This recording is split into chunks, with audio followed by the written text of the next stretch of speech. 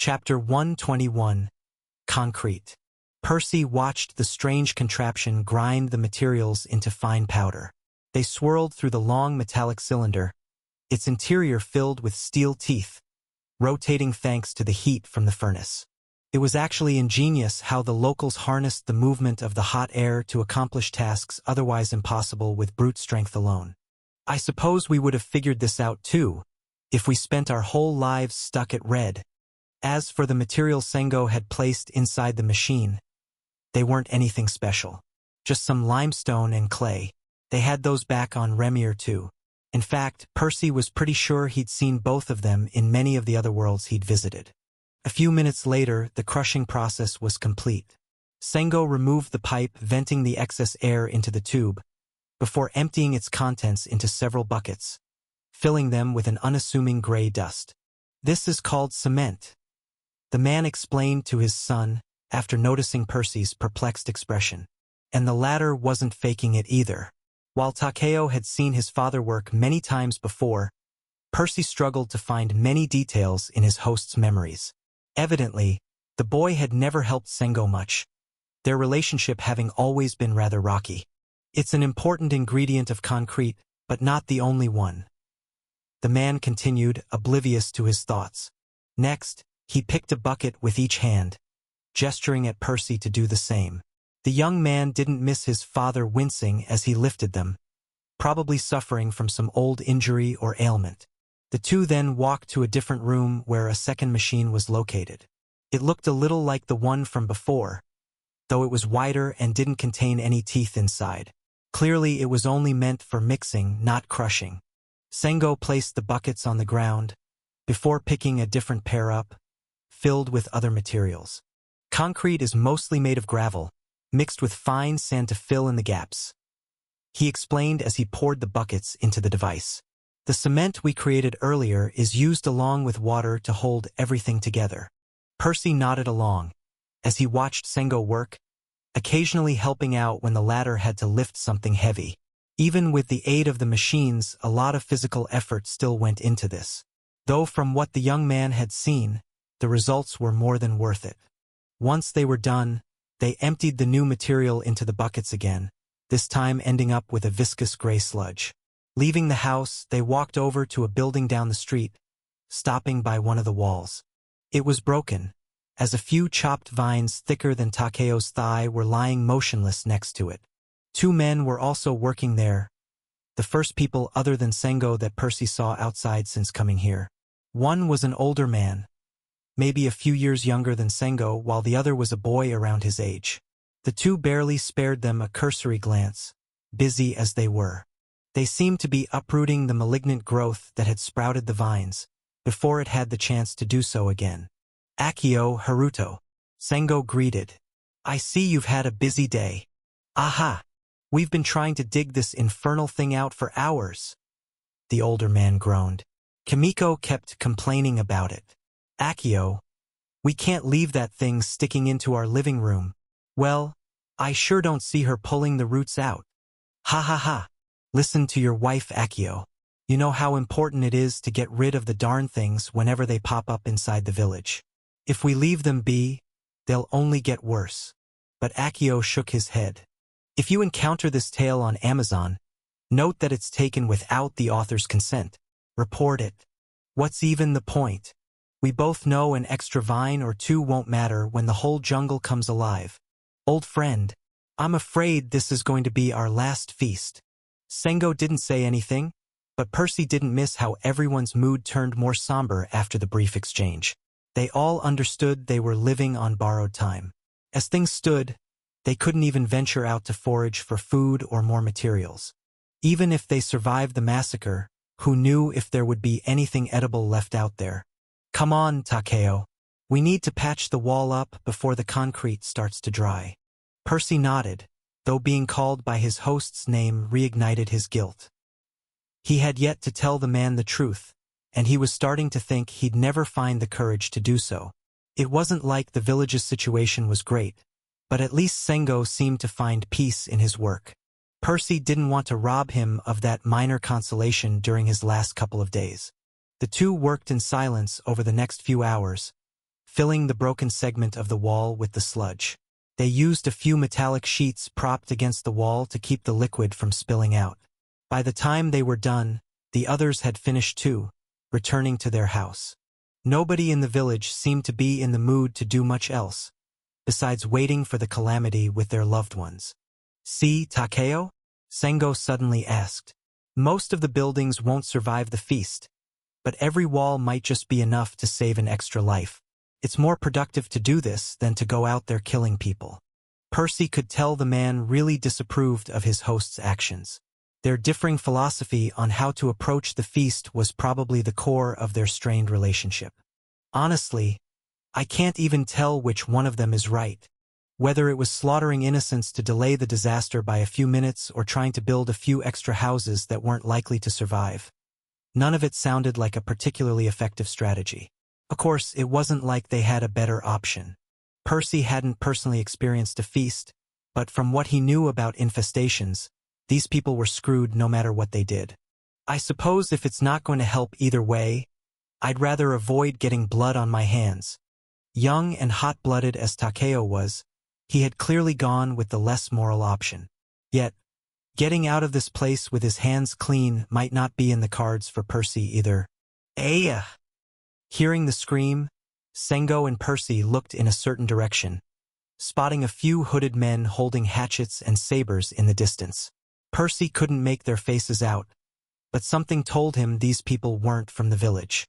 One of them dragged a weeping lady across the street, heading towards the jungle. She was the one who had screamed. Drawing his machete, Percy hastily dropped it by Sengo's feet so he could defend himself. Next, he unsheathed his sword as he ran towards the raiders. Strictly speaking, he didn't really have any skin in the game. After all, he wasn't the real Takeo and this wasn't his village. Consequently, fighting the raiders to save a local was arguably pointless. That said, watching them butcher innocent people while doing nothing just felt wrong. "Hold on, son," Sengo shouted, causing Percy to look back. The older man was running behind him, clutching the machete in his hand. He looked like he was in pain as he exerted himself, but he carried the aura of a fighter all the same. Peace-loving as he was, he clearly knew how to defend himself. Glancing around, Percy noticed more of the villagers rushing out of their homes, each armed with a finely crafted weapon like his own. It seemed nobody here was a vegetarian. Of course not. Even if they don't like going out there hunting people, they wouldn't have survived this long if they couldn't handle themselves. Seeing all the familiar faces, Percy couldn't help but recall some more of his host's memories. He remembered the countless hours spent practicing with these people, sparring with them, being taught by them how to hold his sword, how to use it. They were all his teachers, and his friends. Soon, the villagers stood before the raiders, outnumbering them by about 15 to 10. Percy would have expected them to give up and leave, but they hadn't done that. And why would they? The more blood that got spilled today, the better things would be for the survivors. Evidently, the raiders would rather take their chances. But Percy wouldn't. "I'll give you one chance to run away. Nobody has to die. Not today, at least," he said before anybody had the chance to. The villagers gave him odd looks. Takeo was probably the last person anybody expected to douse the conflict. But he had to do this. Whether it was the locals or the raiders, all of these people were just trying to survive. Percy didn't want to hurt anybody if he didn't have to. Sadly, his enemies didn't seem to agree. They only tightened their grips on the weapons, silently giving Percy his answer. Watching some of the last surviving natives prepare to kill each other, Percy couldn't help but recall Sengo's words from earlier. Sometimes, taking lives and saving them are one and the same. Chapter 122. Steel. As it so happened, the two sides weren't evenly matched at all. Their numerical advantage aside, the villagers seemed to completely outclass the raiders in both skill and the quality of their weapons. Hell, even if their numbers were reversed, Percy was confident his people wouldn't have struggled much. Within mere minutes, over half of the invaders were dead, gutted like fish by the sharp slashes of the villagers. At least, Percy had to give credit to the survivors as they showed no intention of surrendering. They probably reasoned that it was better to die here than to go back to the jungle. After all, everyone could see the vines already swaying in unrest in the distance. I'm the only one still taking my time, he smiled bitterly, as he looked back at his opponent. He was a man seemingly in his 30s. Maybe, though Percy wasn't an expert on these people's physiology. He donned a crudely forged cutlass, its edge dull and its blade covered in dried bloodstains. Evidently, Sengo's advanced crafting techniques weren't quite as widespread as Percy had originally thought. Of course, he could have defeated the raider already had he put his heart into it. However, Percy was still struggling to rationalize killing a stranger just to help more strangers. Let's try to learn something in the process, at least. As early as their first exchange, he had noticed an impulse to move and react in a specific manner, in a way he wasn't used to. Apparently, his host's muscle memory bled into his own combat instincts, driving him to switch up his fighting style. Percy could have easily resisted the impulse and made quick work of the man if he wanted. After all, he had plenty of experience himself. Besides, it wasn't like Mickey's fighting style was any inferior to the locals. But he didn't do that. He was curious to see how Takeo fought. The dance of the savage gods involved a lot of exaggerated movements and quick footwork. Its central concept was achieving dominance over the battlefield, wearing down an opponent with multiple opportunistic blows. The native style, on the other hand, couldn't have been more different. It involved much smaller movements, focusing on the delivery of sharp, deadly strikes at an opponent's vitals. This style might be more compatible with my soul affinity. It was easy to see why. Both worked better with sharp weapons and were best at ending a fight in an instant.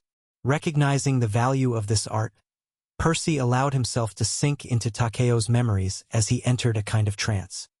His enemy tried to cut him open with the cutlass, but Percy wasn't in a rush to fight back, merely sidestepping the blows one after the other, waiting for an opening of his own. Some of the attacks did come dangerously close to injuring him, but he didn't care too much. Worst-case scenario, his clone died a couple days sooner.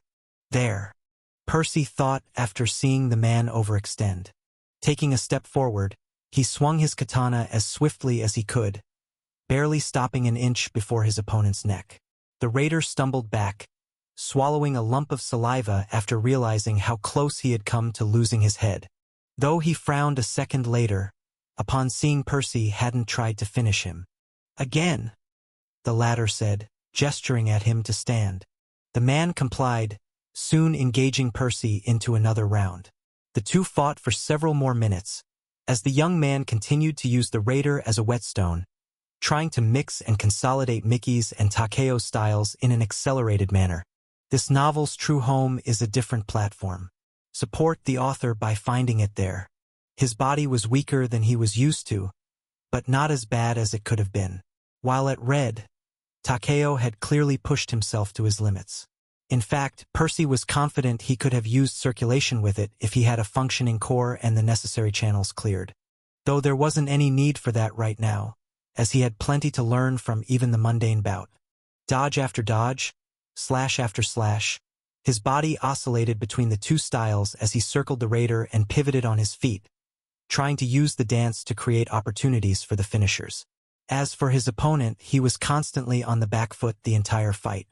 That said, he seemed to have calmed down after a certain point, realizing Percy had no intention of killing him. "Stop!" The man spoke eventually, raising his hand. Percy barely halted mid-swing, only now registering what was happening. The other villagers had long finished their own opponents and were all gathered around him, giving him strange looks. "Why?" the raider asked again, clearly as confused as the rest of them. "I'm not going to kill you," Percy shrugged, before sheathing his weapon. "Though I don't really care what the others do with you. After all, you did attack us." Turning around, he headed for his house, but not before tossing his father a glance. Sengo's expression was cold as ice, probably realizing that Takeo was acting out of character. Percy watched silently as Sengo hammered the red-hot lump of iron, losing himself in the rhythmic sound. Every now and then, the old blacksmith would dip the metal in water to cool it, before using a brush to coat it in a layer of clay mud. According to Sengo, this treatment would prevent the sword from rusting. Next, Sengo placed the lump back inside the forge to reheat it, before resuming the tempering process. Each time, he folded the thinned sheet back onto itself, forcing more of the impurities out with each cycle. No wonder it's so much stronger than what we have back home. They actually did have steel back on Remier, the idea of fusing multiple metals into alloys not being that foreign to them. However, Percy was willing to bet they hadn't perfected the process to this degree. Sengo's work bordered on obsessive. Once he was done, Percy watched the man sharpen the blade against a rotating grindstone, powered by heat like all of Sengo's tools. Soon, an intricate wavy pattern took form along the edge of the katana. It was probably only a side effect of the forging process, not there intentionally. Still, that didn't detract from the sword's beauty at all. It could probably fit inside a gallery just as well as it could on a battlefield. It's remarkable what he has achieved with the most common of materials. Maybe the philosophy behind it can be applied to my own constructs, Percy thought. Of course, it wasn't the same, as his spells were made of mana, not metals or stones. Still, he did have some ideas as to how he could approach this when he returned. But Sengo hadn't finished quite yet, breaking Percy out of his thoughts as he attached a wooden hilt to the blade. Next, he wrapped it in a thin strip of cloth several times, forming a vertical pattern of diamonds. Finally, he checked the sword one last time, hammering it some more here and there to straighten any lingering imperfections along its length. As for a scabbard, he didn't seem to have one ready, so he just rested the sword on a cushion before turning to his son. He appeared like he wanted to speak, to explain something perhaps, but he ultimately remained silent. His eyes wavered for a moment, before he averted his gaze entirely. Even looking at Takeo was difficult. He knows, doesn't he? Percy realized. Sengo hadn't spoken a word since the altercation with the raiders. While Percy had never found the courage to tell him the truth about his son, the man seemed to have figured it out on his own. After all, what sort of father wouldn't have noticed something like that? I should still explain everything clearly. It's the least I can do after everything he's taught me, he decided, though he didn't get the chance. A tremor suddenly shook the house, as Percy heard a couple of screams coming from outside. Both he and Sengo rushed to the window, trying to understand what had happened. The sight before them was horrific. Multiple tendrils as thick as a tree's trunk had sprouted all over the village, all of them covered in countless thorns. The demonic vines lashed at any building within their reach, trying to tear the cement walls down one blow at a time. The sound of something breaking came from behind them, as Percy and Sengo both turned around, only to see another of the tendrils digging out right in the middle of the workshop. Father and son both clenched their weapons tightly in their grasp, ready to face off against the demonic jungle. Chapter 123, Torui Village.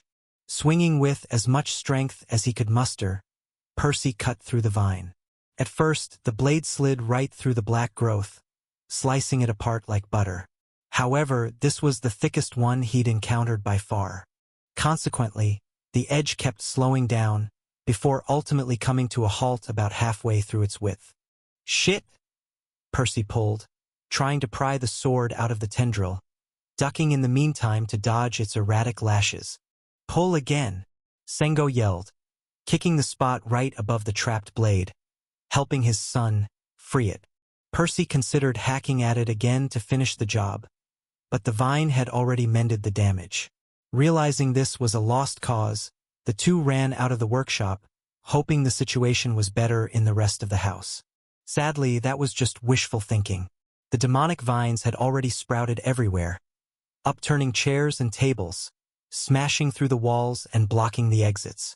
Upstairs, Sengo shouted again, pushing Percy towards the staircase, running right behind him. Another vine broke through from their left, though this one was slightly thinner.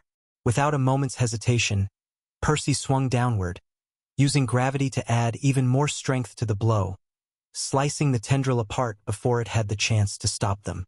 Faster, he said, pulling Sengo up the stairs as the vine was already growing back.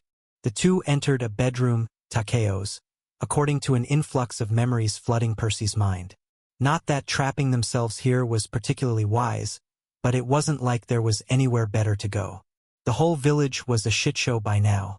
At least here, the elevation coupled with a few layers of concrete might keep some of the gluttonous jungle at bay. Brandishing their weapons, they prepared themselves again, as more vines broke through. This time, there were two of them, one digging through the floor, another climbing into the house from outside, breaking through the window. Realizing their swords would only get stuck again, Percy gestured at Sengo to take care of the thinner of the two vines, as he tossed his katana aside, manifesting a sickle of teal mana. Next, he hacked at the infernal thing, cutting about 2/3 into it again before the sickle stopped. Unlike before, however, Percy had a response this time. Switching the construct to its immaterial state, he freed his weapon before swinging it again, finally cutting the tendril apart. Sengo raised an eyebrow at the scene, but didn't say anything. Given the circumstances, the mystery that was Percy's identity was clearly the last thing on his mind right now.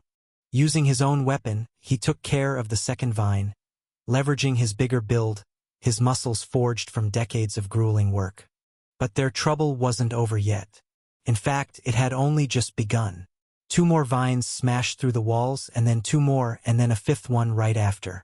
Father and son unleashed a flurry of strikes at the demonic plants, desperately trying to hold them back, to keep them out of the bedroom. Through all their efforts, they did manage to carve out a small space amidst the vines, but their house was already surrounded. The wall of tendrils had blocked out the last traces of moonlight seeping through the window, forcing Percy and Sengo to fall back to their inherent night vision. Percy didn't even want to imagine how the rest of the villagers were faring. Even if any of them survived the ordeal, it would take them months, if not years, to clear out the village again. You might be reading a pirated copy. Look for the official release to support the author. And decades to repopulate it. The young man's movements slowed down as he contemplated how pointless his efforts were. He was fighting for a lost cause, to help a doomed people he didn't even know merely delay their inevitable demise. What for? He wouldn't even be here tomorrow. Lost amidst his thoughts as he was, he failed to evade an incoming blow. A vine hit him right in the chest, slamming him against the wall. The taste of iron filled his mouth as blood trickled down his chin. Some of his ribs had also cracked, the vine greedily sucking him dry through the spots where its thorns had stabbed him. What's wrong with me? Since when do I give up so easily? He couldn't help but wonder as his body grew cold. It was true he couldn't do too much for the villagers, but that had never stopped him before. He'd always tried to help people in need, even when the odds were stacked against him.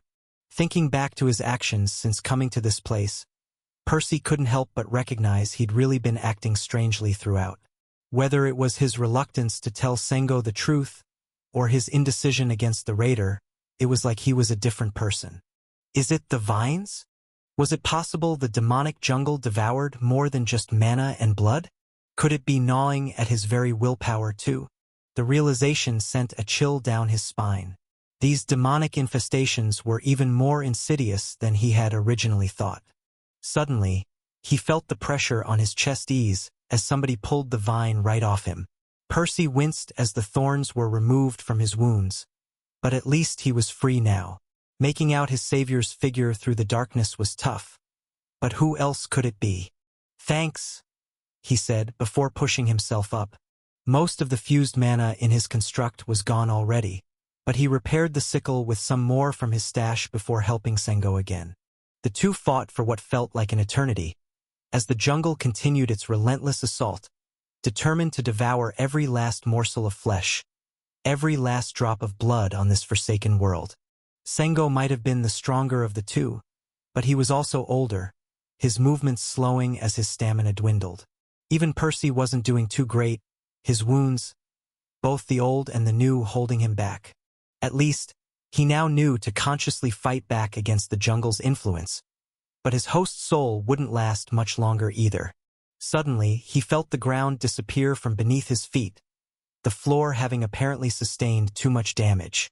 He fell by about a meter before somebody grabbed his arm, slowing his fall, but not stopping it. Both he and Sengo slid down the now inclined surface, rolling right onto another vine. They were back in the workshop, though the place now looked more like the jungle Percy had seen the day before. Stabbed in multiple spots against the tendrils' thorns. The young man knew this was it. Even if he could somehow unlodge himself, he wouldn't be in any condition to move. Sengo wasn't doing much better either. The man had been lucky enough to avoid impalement, but Percy could vaguely see the blacksmith's legs bent in the wrong direction through the darkness. Is it me? Or are the thorns drinking my blood slower than before? Percy didn't know whether to cry or laugh at the irony. The feast was probably close to its end, yet that was little consolation to him and Sengo. Their wounds were already lethal. The two just remained in that spot, the only sound breaking the somber silence being their ragged breaths, alternating in irregular intervals. "Sengo?" Percy muttered, forcing himself to say what he should have said a long time ago. "You know I'm not your son, don't you?" The man didn't reply immediately, though Percy faintly saw him nod after a while. "When did you find out?" he asked again. "The first moment I saw you," Sengo said, causing Percy's eyes to widen. "The first moment? Is that why he was crying?" "I'm sorry I didn't say anything," Percy said, feeling his heart tighten. "But why didn't you?" "I was afraid you'd leave," Sengo spoke, his voice cracking. "And my boy's face would rot." Percy had no words for the man. All this time, all the lessons, teaching him about steel and concrete, showing him how to repair a wall, demonstrating how a sword was forged. Was it all just a grieving father's desperate attempt to see his dead son's face for a few more hours? "Sengo, I'm sorry about your son and your village. I know it's not much, but I promise I'll use what you've taught me to help others." Percy wasn't sure, but he thought he saw 2 pale trickles flowing down Sengo's cheeks as he nodded. 2 more were rolling down his own as his soul crumbled apart, bringing his journey to an end. There wasn't much he could have done for these people, but there was one last thing. Torui Village. I promise I'll remember it. Chapter 124. Blighted Bloodline. "Percy, sit." "All day," Mickey said. "Sit," Nesha corrected him. "Sit." Bored as she had been over the last couple of weeks, the girl had volunteered to teach Mickey how to speak. By now, the crow's vocabulary had expanded greatly. Even his ability to vocalize much of it had grown shockingly well. The bird still struggled to form complete sentences, but he was learning faster than a human toddler would. "Yeah, Percy is sitting all day, brewing elixirs for you freeloaders," the young man quipped in an irritated tone after overhearing them. Following the creation of his latest clone, the trio had paused their journey, camping at a spot outside the Camelot province. Had they kept walking, they would have certainly reached their destination by now, though Percy had his reasons for delaying. He wanted to spend some time brewing a few weeks ahead, just in case he didn't get the chance later. Having spent about 3 weeks waiting for his clone to return, he had already brewed enough elixirs to last them for the next 2 months. "Hey, it's not like we're lazing around," Nesha argued back. "We keep watch and gather food for you too." No. "Mickey keeps watch and gathers food. You just chat with him for a few minutes whenever he returns." "Well, I cook?" The girl shrugged, but didn't say much else. At least Percy had shaved a few more seconds off crystallization again. By now, he only needed a little under 8 minutes for each crystal. If only he'd been this fast back when they started selling the Aurora Dew, they would have made so much more money. He sighed, drawing another sliver of mana out of his core. He was about to resume his work, when a silver blur caught his attention, flying in the horizon at an insane speed. What's more, it seemed to be heading right towards him. But the young man didn't panic, already knowing what it was. "Took you long enough." A moment later, the wisp slammed into his stomach, lodging itself inside the hole in his soul. Then, a flood of memories flashed through his mind. An insidious vine strangling him, a trek through a black jungle, a finely crafted blade, a bitter reunion, a guilty conscience, a master of the forge, a forsaken village, a bloody feast. There wasn't much there, as Percy's clone had only spent a couple of days in Takeo's body. Most of the elapsed time had been spent searching for a host. However, what the clone did bring back was valuable, and he'd already promised to keep it all close to heart. Torui village, huh? The tragic fate of the small village made him shudder. This was his first encounter with an infestation, and it was far more scarring than he could have ever imagined. Robbing an entire world of its mana, dooming all its denizens to short, difficult lives, forcing people to kill each other to delay their own deaths, draining their very will to live, crippling them, and one could just as easily pop up right here on Remier, he thought grimly.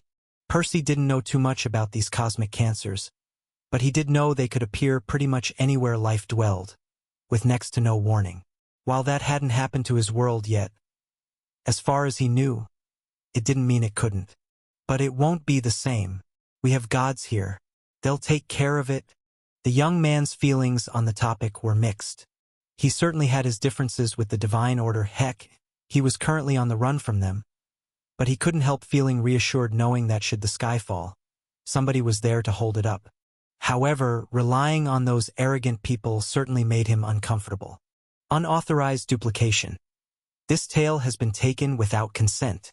Report sightings. All the more reason to get stronger. Is your clone finally back? Nesha asked, noticing the commotion. Percy had already brought her up to speed on his secrets. He'd even offered to teach her circulation, though she hadn't given him a direct answer yet. His guess was that she wasn't looking forward to years of intense workouts. Yes, he said. Tomorrow we're finally entering the province. Finally, food.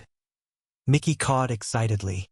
Spoiled after stuffing his face full of orange cores over the last few years.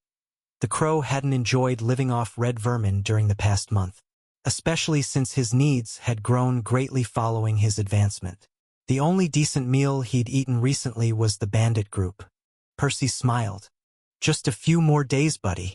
Percy and Nesha walked along the paved road, looking at the post ahead.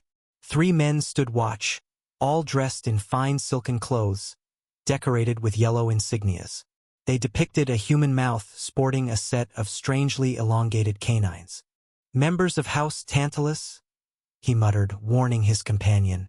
While the enemy family had deployed most of their forces to exert pressure on the western side of the province, it wasn't like they had completely abandoned their own territories. Going through a rudimentary check at the border was only to be expected. How do we handle this? Nesha asked. They have no clue I'm from House Avalon, nor that we came from the Alchemists' Guild. It's already been weeks since Hermes' announcement. Just act like a commoner and let me do the talking, he said, getting a nod back. Nearing the trio, he noticed something that gave him pause, however. One of the guards was extremely pale, his eyes drooping and his features sickly. He was hunched over and appeared to be having a tough time just standing there. Damn, he has the bloodline, Percy realized. Through his correspondence with Elaine over the past year, he had come to learn a lot more about the conflict between the two houses. Apparently, the founder of House Tantalus was originally a member of House Avalon. In fact, he was Percy's great-great-great-granduncle or something. Centuries ago, that person was born with a mutated strain of the clone bloodline, called Drain. Its effect was similar, but it essentially worked in reverse. Rather than forming living clones out of life mana, it instead allowed its users to break living tissue into life mana. Had this been all it did, the Drain bloodline would have certainly been a powerful asset for House Avalon. With it, Percy's family might have grown even more powerful by now. Sadly, this wasn't meant to be, as the Drain bloodline was blighted. Blighted bloodlines were those that had mutated severe detrimental side effects, plaguing their owners more than blessing them. In this case, those with the Drain bloodline constantly needed to use it, as their bodies rapidly broke down in the absence of life mana. Worse still, the Drain bloodline wasn't bundled with the life affinity, unlike its predecessor, which meant its owners had no way around their curse. From there, it was easy to see how the originator of the bloodline had ended up at odds with the rest of his family, driving him to leave and start a rival house nearby. And the two sides had been enemies ever since, their conflict partly driven by hatred and partly by disputes over territory. But there was more. The one thing the owners of the blighted bloodline wanted more than anything else was to lift their curse, creating a brighter tomorrow for their descendants. And what better way to fix the Drain bloodline than to mate with members of House Avalon who had the clone bloodline?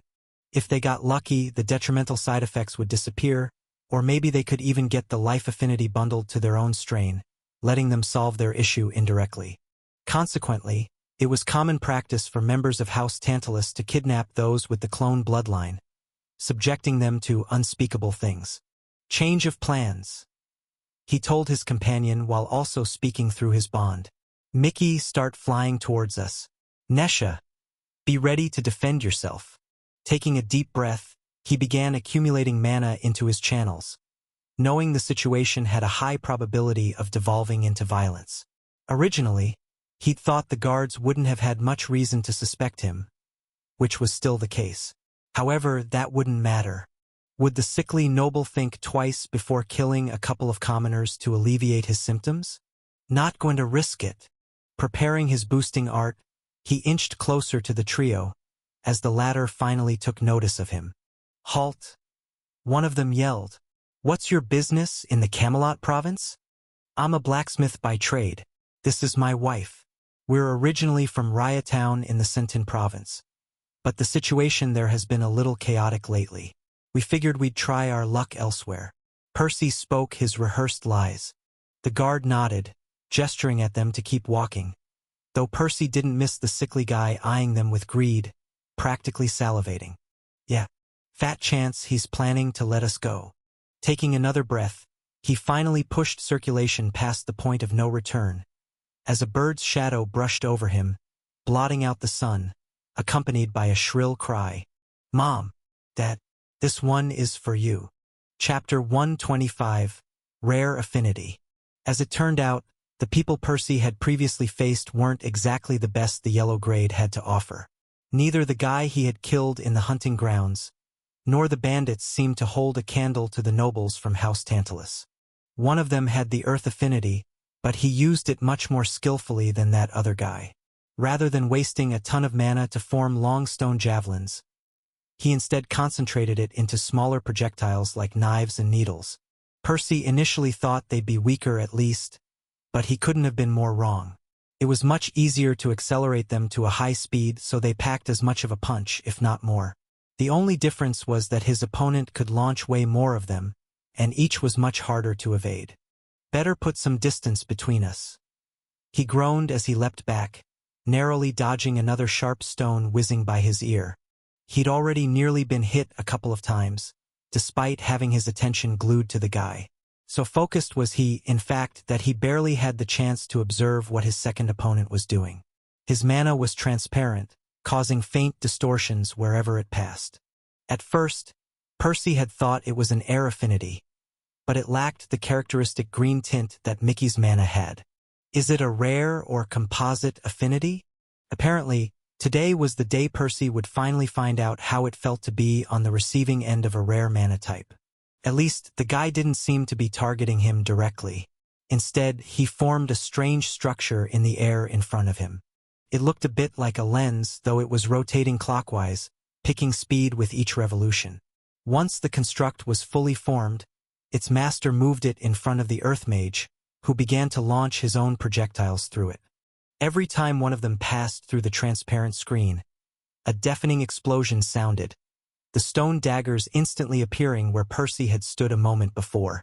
Each stabbed a deep, wide crater into the ground, with several cracks branching out of its center. The young man had no idea how this affinity worked, but it made the projectiles impossible to dodge. The only reason he was still in one piece was because he could glimpse his opponent's intentions, guessing the spell's trajectories before they were unleashed. What the hell is that? A time affinity? His only other guess was space, but it looked nothing like Nesha's mana. Either way, he was forced to put more distance from them again, making it even harder to launch his own counterattack. It was lucky Mickey was keeping the third guy, the one with the bloodline, busy, or Percy would have lost already. As for Nesha, she was sitting this one out. Perhaps one day she'd grow into a decent fighter, but Right now, her clumsy spells would only get in the way. Here goes nothing, Percy thought as he used all the fused mana he'd accumulated since the start of the battle, forming a teal sheet. Swinging it towards the Earth Mage, he turned the outer half of the mantle into a wave of visible, corporeal projectiles to capture his enemy's attention. Secretly, however, he had turned the second half of the sheet invisible, still holding it in his hand. A second later, he discreetly swiped it one more time in a wider arc, releasing another wave of projectiles, these ones invisible and immaterial. They branched outwards more than the rest, traveling a few meters behind them.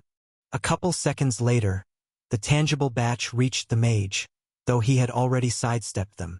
But Percy grinned, having expected this. He watched the second layer of throwing stars head straight towards his oblivious opponent's location, about to stab his soul full of holes. Though it wasn't meant to be. What the hell? Percy's eyes widened as he saw the projectiles slow down to a snail's pace about a meter before reaching their mark. "Get out of the way, you idiot!" the suspected time mage yelled. It was only now that the others realized what had happened. The Earth Mage clumsily dodged out of the way of Percy's attack, the color draining from his face as he must have finally activated Mana Sense, realizing how close he'd come to dying. As for Percy, he noticed the Time Mage had moved his construct at some point, forcing the invisible projectiles to go through it. Though it had the opposite effect on his own magic, decelerating the spell rather than speeding it up. Support the creativity of authors by visiting the original site for this novel and more. Troublesome. Percy clicked his tongue. His opponents weren't complete idiots this time. At least one of them had been on guard for his sneak attack, and now both of them would be. As for the Time Affinity, it was annoyingly good at supporting them both offensively and defensively. A battle of attrition then, he decided, starting to accumulate fused mana again. Percy could see the Earth Mage was pacing himself well, so it would take him a long time to run out of mana.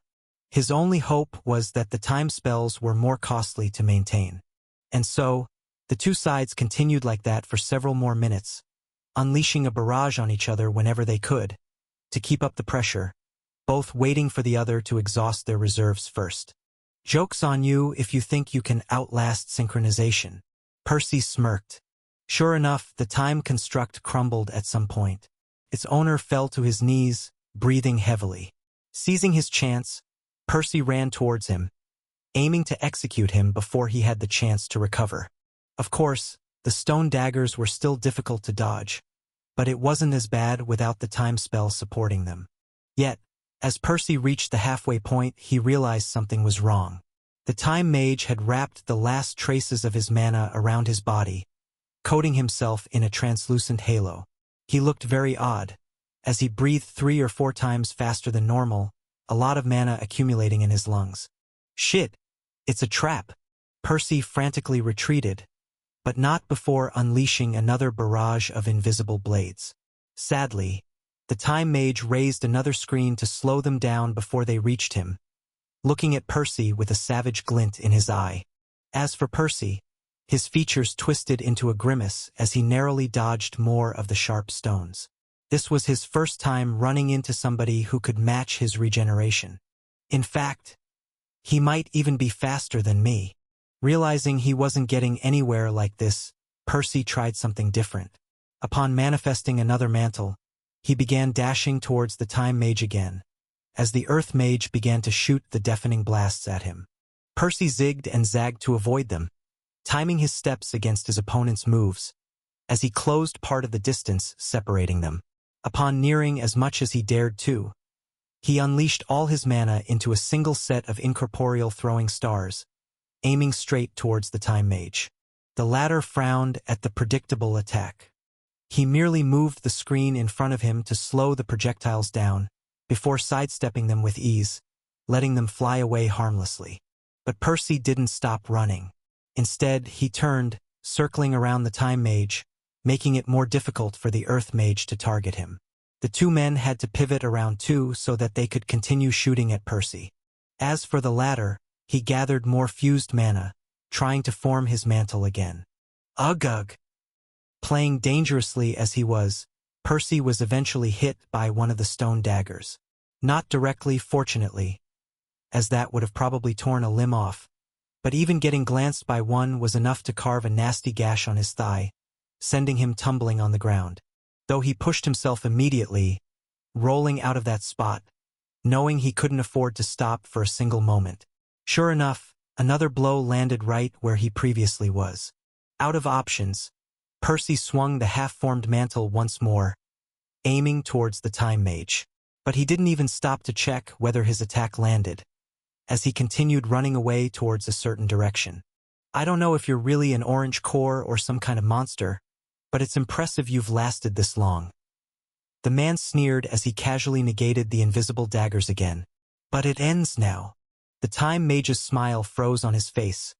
However, when he saw his partner fall limp on the ground, his eyes glazed over. What? How? He exclaimed in disbelief. You sent all the daggers my way. I made sure of that.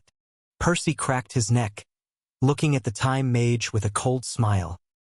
He slowly walked towards him, manifesting a set of silver knives in each hand.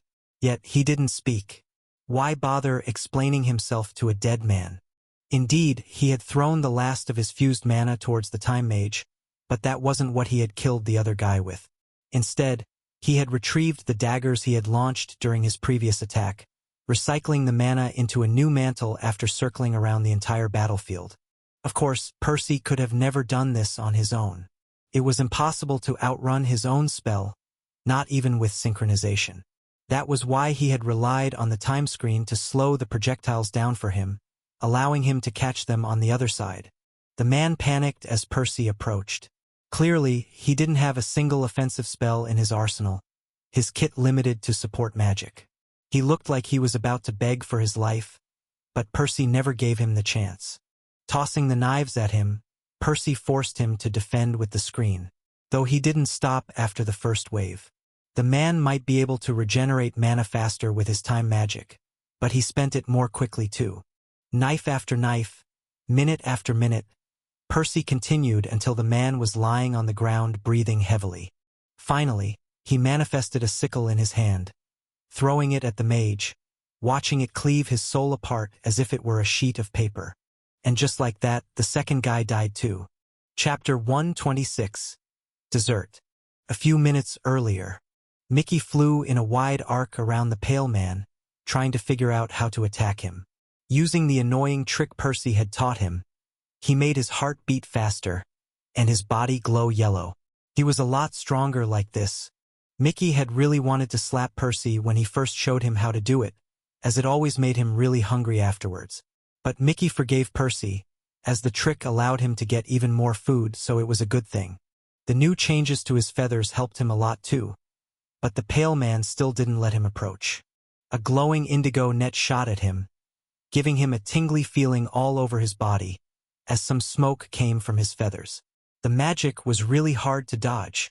The fire and air of the guys he had fought before wasn't that bad. At least, it didn't hurt him too much from this far. But Mickey was a little scared to get closer. And not only because of the zappy thing. Percy had warned him to not let the pale guy touch him with his hands. Mickey didn't know why, but he always listened to Percy when he was being serious like that. He knew he wanted what was best for him. Eat! Mickey yelled at his opponent angrily. Percy had told him not to speak when strangers were around, but this one should be okay, right? After all, the man had already seen them use their tricks. Either way, he would have to die. Percy rarely let Mickey eat human cores, which made sense as Percy was a human too. But Mickey felt guilty because he really liked them. After all, they tasted differently from the bugs and other animals. Maybe not this guy though. He looked sick, so his core might taste bad. Mickey shrugged. Couldn't be much worse than the mice and snakes. What the hell is up with this bird? Did it just speak? The man asked. Mickey felt insulted hearing him. Did the bad man think he was stupid or something? Nesha always said he was learning fast. Pulling some air mana from his new core, he tried to throw it at his enemy with a flap of his wing. He normally preferred using it to make himself faster, but there was no reason why he couldn't fling spells around like humans did, right? though the blast didn't travel far before dispersing. In fact, that happened behind Mickey, as he was flying even faster than it. Pathetic. How did the humans even do this? The mana was so much more useful when it clung to his feathers. In fact, even if he could reach the man with it, he doubted it would be as good as his talons or beak. Another indigo flash zapped him, taking him out of his thoughts. How annoying. A few weeks ago, Mickey had killed several people with yellow cores at once. Now this guy was giving him so much trouble by himself. It was that irritating indigo light. Percy would make fun of him later if he didn't finish this quickly. Mickey glanced at the pale guy in hatred, peering into the silvery thing. It flickered. With another flap of his wings, Mickey avoided the indigo light before it was even released. Just like Percy had explained. Mickey had always been able to see the silvery things, but he'd never relied on them much during a fight. By the time he learned he could kill the bugs more easily with it, he could already predict their movements on his own. This was good. He could get closer to the pale guy now.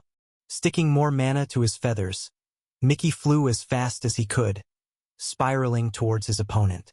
The man kept trying to shoot him down, but his speed coupled with his ability to see the silvery thing helped him dodge most of the spells. The story has been stolen. If detected on Amazon, report the violation. Every now and then, he did get hit, which wasn't great. The blasts hurt more from this close. At least, the air mana seemed to reduce the pain a little. Mickey couldn't wait until he could use the trick with his second core too. Sadly, he hadn't finished clearing his mana channels yet, as it was really boring to sit around doing that. Though Percy had promised him it wouldn't make him hungry when he used it with his second core. Mickey got burnt again. This time, the damage made it a little harder to fly, as each flap hurt. And he still hadn't solved the problem of the guy touching him when he pounced on him. While Mickey knew he was really fast, he didn't think he could avoid both the indigo lights and the man's hands from that close. But it wasn't like he had many options. The only thing he could do was to use his air mana to fly faster. Gathering it on his wings, he paid more attention to how it interacted with his feathers. It made them feel wider, causing them to push against the wind better. However, they weren't all the same. Some parts of his wings received more pressure as he flew. Mickey tried to gather more mana on those feathers, removing it from the parts that didn't help as much. Then he flapped his wings. It worked. He leapt even further than before, narrowly dodging another indigo net. Lucky! Mickey kept at it, fine-tuning how his mana interacted with his flight. It was hard because his second core was so much weaker than his first one. It barely had any mana. He had to use what little he had more intelligently. But that was okay, as he was the smartest bird on Remier. Flap after flap, Mickey grew faster as weird greenish vortices formed behind the tips of his wings. He had expected this to be louder too. Flying faster always made more noise. But that didn't happen. For some reason, he had grown quieter instead. The wind just parted naturally in his passing, propelling him forward rather than holding him back. More. More. Mickey circled the pale man from a distance of about a dozen meters, whizzing around him at an insane speed. Everything in his eyes was a blur, but that was okay. If Mickey was having this much trouble seeing, his opponent should be even worse. Indigo flashes shot randomly, but few even came close to hitting him. Feeling ready, Mickey banked towards the man, opening his talons wide. "Ag!" The man screamed as Mickey carved several deep gashes along his arm and soul both. The bird didn't miss how his opponent had tried to grab him at the last second, but he was moving too fast for that. Again, after the second strike, the man knelt on the ground, several fountains of blood pouring out of his body. The silvery thing was greatly damaged too. If the man hadn't shielded his torso with his arms, he would have died already. This was it. Aiming for his opponent's neck, Mickey dove one last time, to deliver the finishing blow. So focused was he on doing so, that it was too late to change course once he glimpsed the man's sinister intentions. Slamming his fists against one another, the pale guy unleashed the remainder of his mana into a bright shockwave of indigo. The pressure arrested Mickey's momentum, inflicting several nasty burns on them both. though the man received much less damage from his own mana. Plopping gracelessly on the ground, Mickey still tried to pounce on the man, to tear his throat out, but the latter wasn't planning to go out without a fight, it seemed. He held the bird back with both hands, as a strange suction force emerged from his palms. No, this was the thing Percy had warned him about. Mickey felt his strength leave his body, as his hunger reached an all-time high. Unwilling to let himself get devoured, he tried to lift his talons, but he couldn't move his legs. Falling back to his beak, he tried to peck the man's eye out, but the latter desperately pushed back, keeping him at bay. At first, Mickey had the advantage, inching closer with each snap of his beak. Unfortunately, that didn't last long. The man started gaining ground as the amber glow faded out of Mickey's body, his power evaporating at a scary rate. At the same time, Mickey saw the pale man's grievous wounds closing in real time, as the latter stole his life one drop at a time. Just when Mickey thought he was a goner, however, he caught a shadow flying towards them rapidly. As for his opponent, he didn't seem to notice, until the dark ball passed right through his head, leaving nothing but a bloody spring behind. Only then did the suction force cease, as the headless corpse fell limp on the ground. Mickey nearly collapsed too, but somebody propped him up gently at the last second. "Mickey, are you okay?" Nesha's voice was tinged with concern. "Hungry," he replied weakly, causing a faint smile to tug at the girl's lips. "Then eat," she said, gesturing at the body, before the two of them looked over at Percy's side of the battlefield. "And hurry up. It looks like he's about to bring you dessert." Chapter 127, Wild Art. Percy limped over to the others as he dragged a corpse with each hand, his expression gloomy. He was glad he and Mickey had won the fight without casualties, but it would have been better to avoid it entirely. "At some point, House Tantalus is going to notice their people are missing," he grimaced. "Of course, if they took good care of the bodies and reached the town by then, it shouldn't be too easy to link the murders to them. Still, the resulting unrest would only make their stay in the Camelot province needlessly complicated." Reaching his companions, Percy dropped the bodies nearby, before noticing Mickey's state was a little odd. The bird was always keen for a snack, especially when it came to humans for some disturbing reason. Still, his gluttony was strangely exacerbated, but it was tinged with an unusual lethargy. It was as if he was positively famished, yet too tired to go through with his meal. On closer inspection, his plumage was a mess too, many of his feathers charred or torn. "What happened here?" He turned to Nesha. The guy had a lightning affinity which gave Mickey trouble. He managed to push through it but got hit by the bloodline in the end. The color drained from Percy's face, as he realized how close his familiar had come to losing his life. The only reason he had asked him to take care of the mage was because he'd thought the crow could handle it. And it was true Mickey was stronger than the average yellow, but he could still get seriously injured if he let his guard down, apparently. "And so can I," he thought somberly, thinking back to his own fight. In any case, today's battle would serve as a good wake-up call for both of them. While they had grown a lot stronger during their stay in the guild, they had a long way to go still. Right now, however, their priority was to get the hell out of here. "Mickey, do you think you'll be able to fly like this?" The bird continued to peck away at his meal for a few seconds.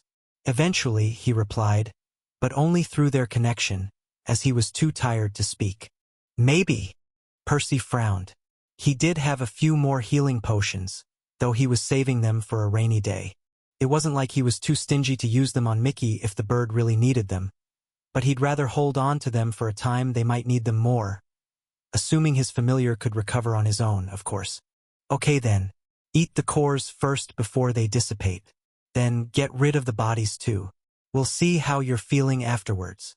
Percy and Nesha scanned both battlefields, erasing any bloodstains or traces of magic they could spot, while Mickey disposed of the corpses. At least he could eat a lot more since advancing.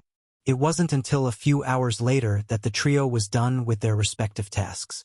"Feeling any better?" "A bit," Mickey said. He did look a little livelier. Of course, it wasn't that surprising, as beasts tended to recover faster than humans.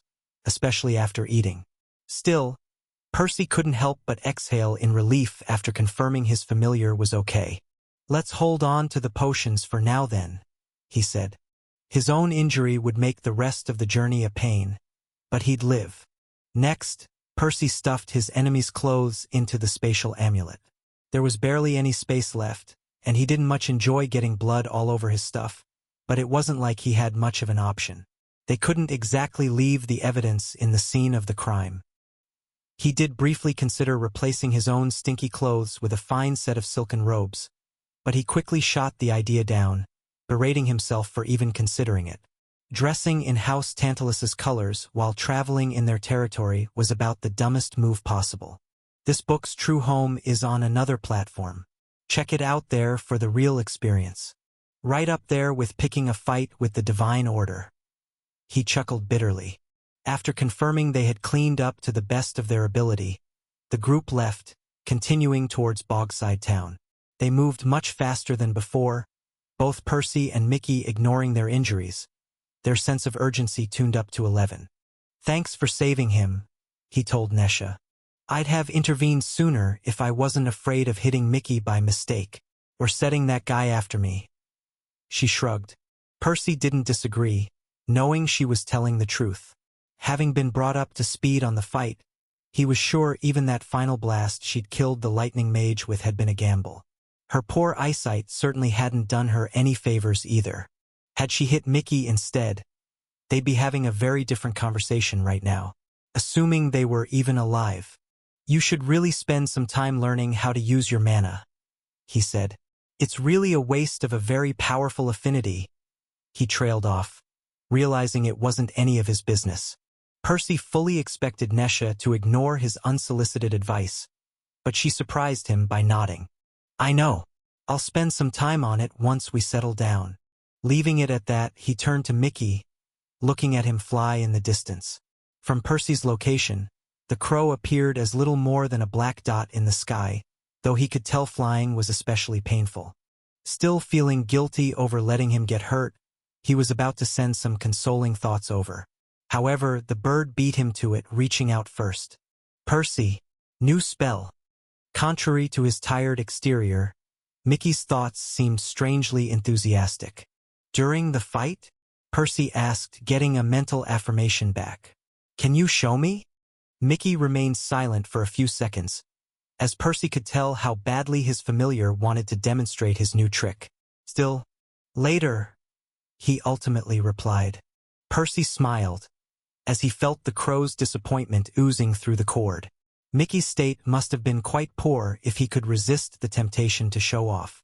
That said, he did send the next best thing memories of the new spell.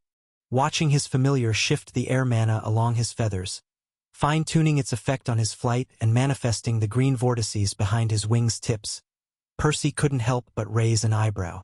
This was definitely some high-quality stuff. The status should have registered it. Opening Mickey's tab, he soon confirmed that was the case. Undersir.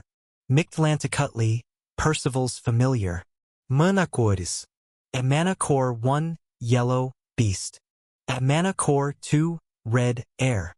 Spells. Wild art. Acceleration, crude. Circulation, refined. Decrees. Morai's decree grants a second mana core. Undersir. Wild art. Percy had never heard of such a thing before. His best guess was that it was something along the same vein as his own secret art. The latter was simply a spell that involved one's bloodline, according to Baldy. Was a wild art a spell involving a beast's mutation? He sure couldn't think of a better explanation, though that was still a little odd. Why is there even a term for it? As far as he could tell, Mickey was a completely unprecedented existence. Back when she created her decree countless millennia ago, Phoebe couldn't have possibly predicted a beast with multiple cores, or even a beast with a status for that matter. Maybe the status was simply flexible enough to adapt to new circumstances. That wasn't impossible, as it had already done that a few times in Percy's experience. For instance, he was pretty sure it wasn't meant to list one's decrees, though that had changed when Percy obtained a new one. I suppose even the fact that it comes up with creative names when registering new spells is proof it has some level of intelligence. Though it wasn't perfect. While Phoebe had indeed done an admirable job accommodating for the unexpected, she had clearly not ironed out all the kinks in her decree. An inconvenience Percy had spotted was that neither he nor Mickey got notified when the latter registered a new spell. The only way to know was to manually check the status later. It's not the end of the world, really, but I wonder what other variants of this decree exist out there. Gabe had already explained this was a relatively common decree, so Percy itched to look at a better version. If he got lucky, he might even be able to upgrade his own in the process, unlocking an extra feature or two. Better not get greedy, though. I have plenty on my plate already. Percy suppressed his excitement, reminding himself he hadn't even fully digested the gains from his previous trips. He still had to incorporate Sengo's teachings into his magic, and there was also the project of returning to the vault. Impatient to resume his training, Percy picked up the pace some more, while planning out his next steps. Frankly, he couldn't wait to finally reach their destination. Luckily, they were on course to do so by nightfall. Chapter 128, Grizzly Bog. Are you sure this is a good idea? Nesha asked as Percy wrapped the bloody garments around a large stone, tossing it in the murky swamp. A few bubbles rose to the surface, releasing a putrid stench of rot upon popping. The group had already reached Bogside Town, though they hadn't entered it yet. Entering while wearing his blood-stained bandit clothes and coming from the direction where they had killed the guards would only spell trouble down the line. Instead, they had circled around the town, stopping by the Grizzly Bog to get Mickey settled first. It would be riskier to leave them in our possession. If somebody saw them, they'd know it was us. Plus, I don't have enough space to keep them in the amulet forever, Percy said, pinching his nose. I get that, but wouldn't it be better to leave them where they died than bring them here, in the vicinity of the town where we'll be staying? Nesha didn't let go. Nesha, if it gets to the point where House Tantalus has to use spoons to scoop up swamp water, we're all dead, he said, ending the argument. Suddenly, a large shape rushed out of the swamp, drenching Percy in a splash of brown water. It was a crocodile, though it was twice as long as a normal one, coated in a layer of spiky scales. It pounced on the duo, opening its oversized maw wide, preparing to chomp the unsuspecting humans down. Sadly for it, however, the humans weren't quite as unsuspecting as it had thought. Right before the beast reached them, a second shape rushed their way, this one smaller but much, much faster. Its plumage was covered in dense amber lines that branched out of its heart and sternum both, reaching every corner of its body. As for its feathers, they were softly glowing in a green color, with two vortices swirling behind the tips of its wings. Naturally, it was Mickey, who had already warned Percy of the crocodile, having spotted it via soul vision long before it revealed itself. Flying over the monster's neck, the crow slammed it to the ground, as his talons carved a path through the tough scales, releasing sparks in the process. Blood gushed out wherever they passed, as the yellow beast's soul was cleanly split in two. Carried by inertia, the lifeless carcass then slid in the mud for a couple more feet, before Percy stopped it with his boot. Great, because I didn't stink enough before. He groaned, trying to swipe some of the blood and the swamp water off his clothes. At least Mickey seems to be doing better. Nesha shrugged. Percy couldn't help but click his tongue in annoyance seeing that she was dry as a leaf in the desert, having used him as a shield. But he shook his head, not in the mood to get into an argument. Anyway, he was going to throw the bandit clothes away as soon as he procured some clean ones. Yeah, if only I could heal by stuffing my face full of mana cores, he replied, shifting the weight off his injured leg as he tossed his familiar an envious glance. Are you going to be all right here? He asked the crow. Mickey was busy digging through the crocodile's sternum for his snack, so he only replied through their bond. Good. Just remember this isn't the ground level of the spire. There are yellow beasts everywhere. Percy warned again.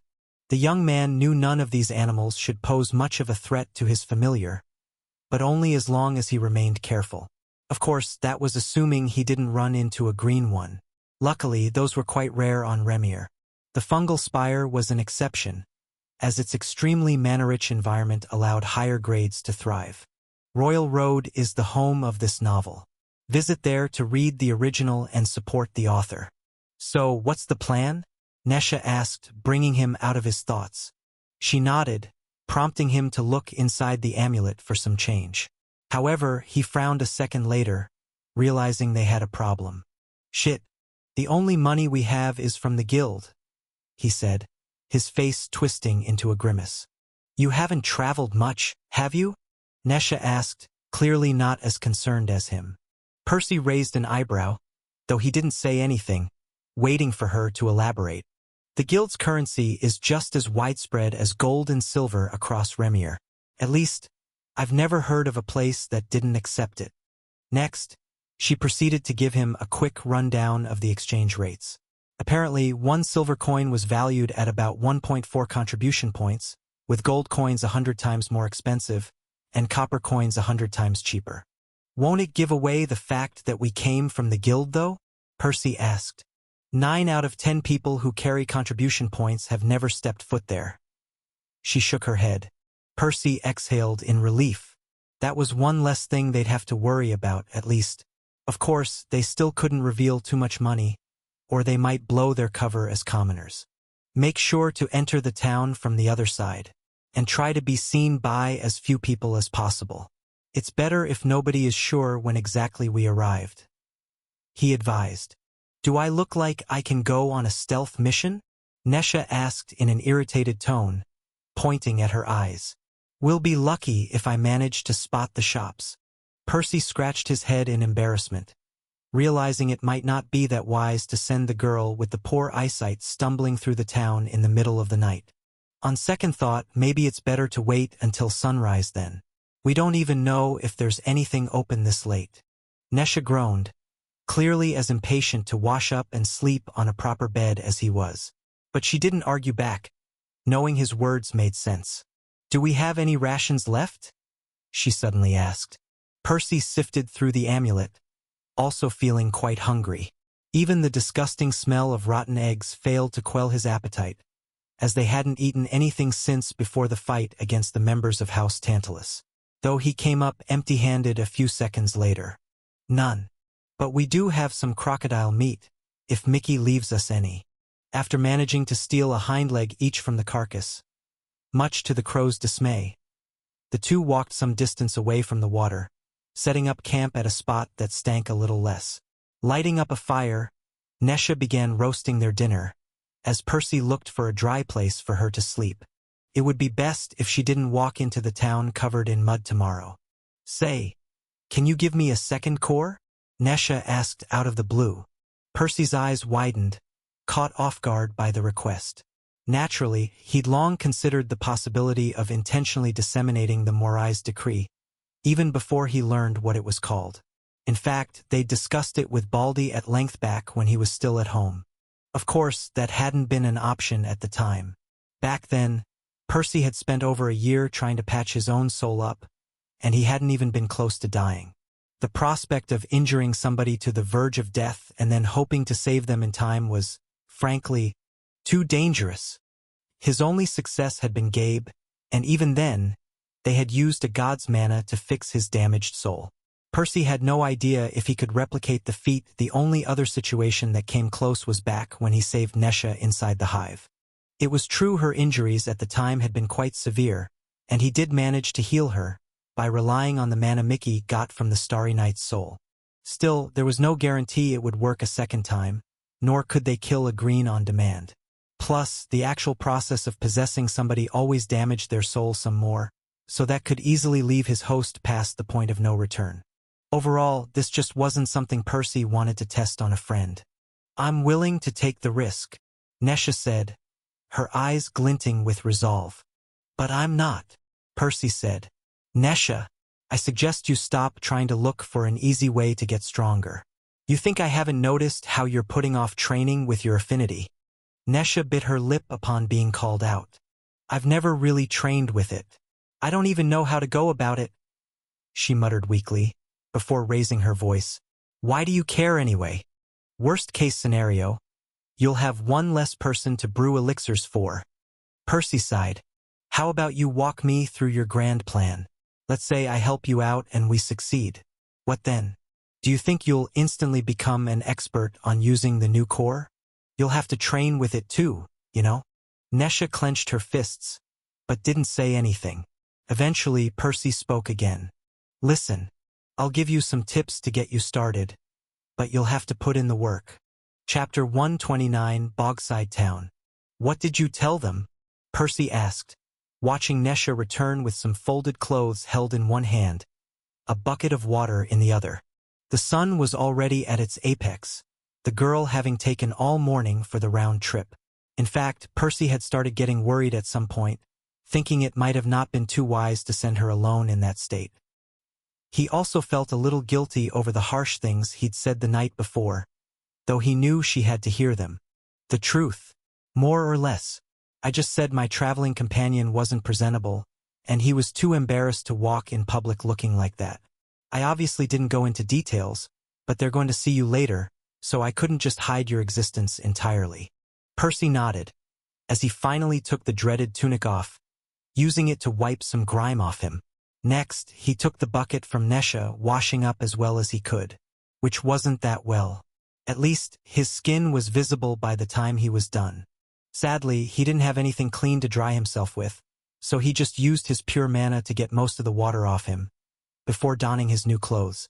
The linen fabric was cheap and unassuming, but it was really soft, and 100 times more comfortable than the mismatched leather pieces. Finally, the two headed to the town together, still having lots of items on their agenda for today.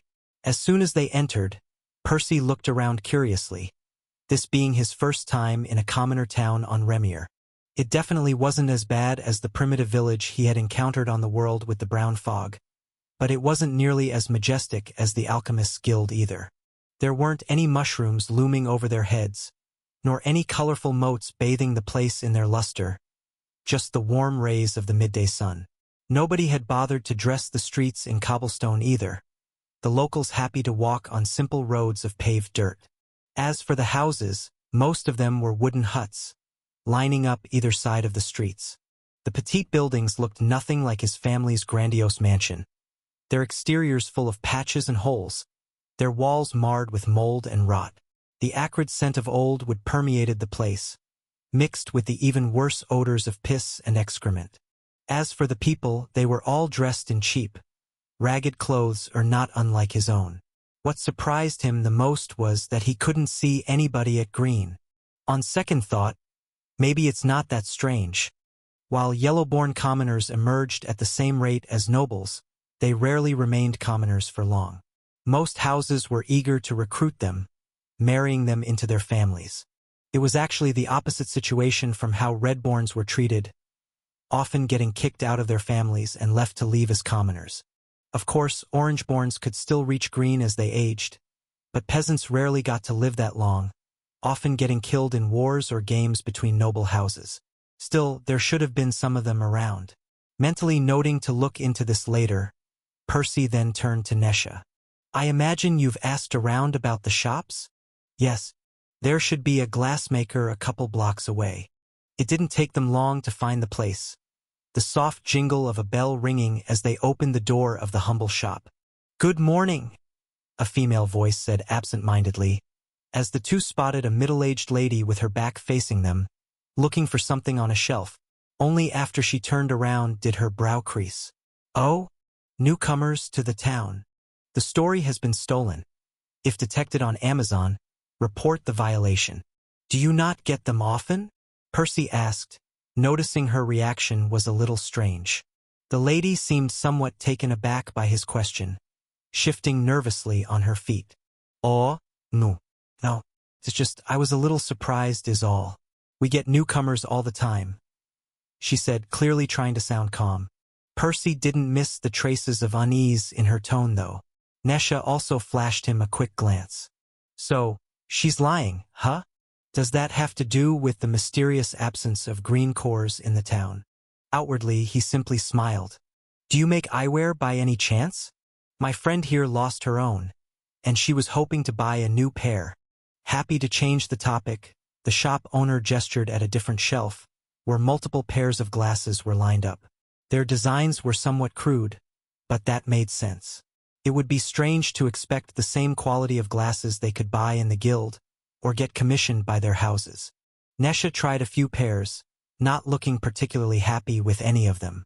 Seemingly lowering her expectations, she eventually settled on one, before turning to the lady. "I'll take these for now, but would it be possible to order a customized pair halfway between these and these?" she asked. "Sure, they'll take about 2 weeks to make though. I'll also need you to pay half their cost in advance. Together, it'll be a silver and 60 coppers." Percy handed her 2 red coins and 3 brown chips, getting a few coppers back. Then he and Nesha bid her farewell, leaving the shop. "What do you think the deal is with this place?" Nesha whispered after adjusting her new glasses. "My guess? House Tantalus," Percy replied, keeping his voice down too. Due to his enemies' peculiarities, it was entirely possible they treated the commoners under their jurisdiction like livestock, using them to feed their bloodline's insatiable appetite. It was just speculation, but, given what he knew about the noble house and their blatant disregard for human life, Percy was confident it was spot on. It would also explain the mysterious absence of greens in the town. After all, what better people to kill first than the strongest of the locals? That way, the towns under House Tantalus's control would never amass enough strength to revolt.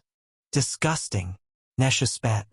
With their mood completely ruined, and their stomachs churned, the two continued their shopping in silence, buying some supplies for their new life.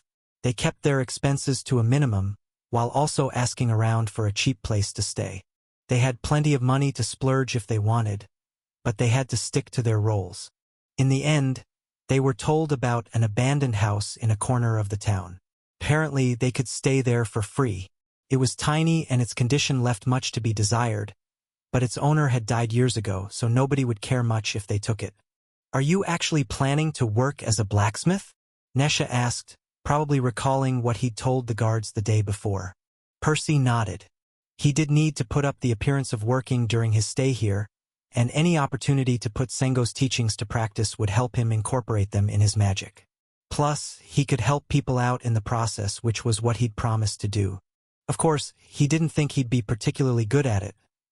It wasn't an art one could master after a single demonstration. That said, the local standards were lower too, and being an amateur would only make his act more believable.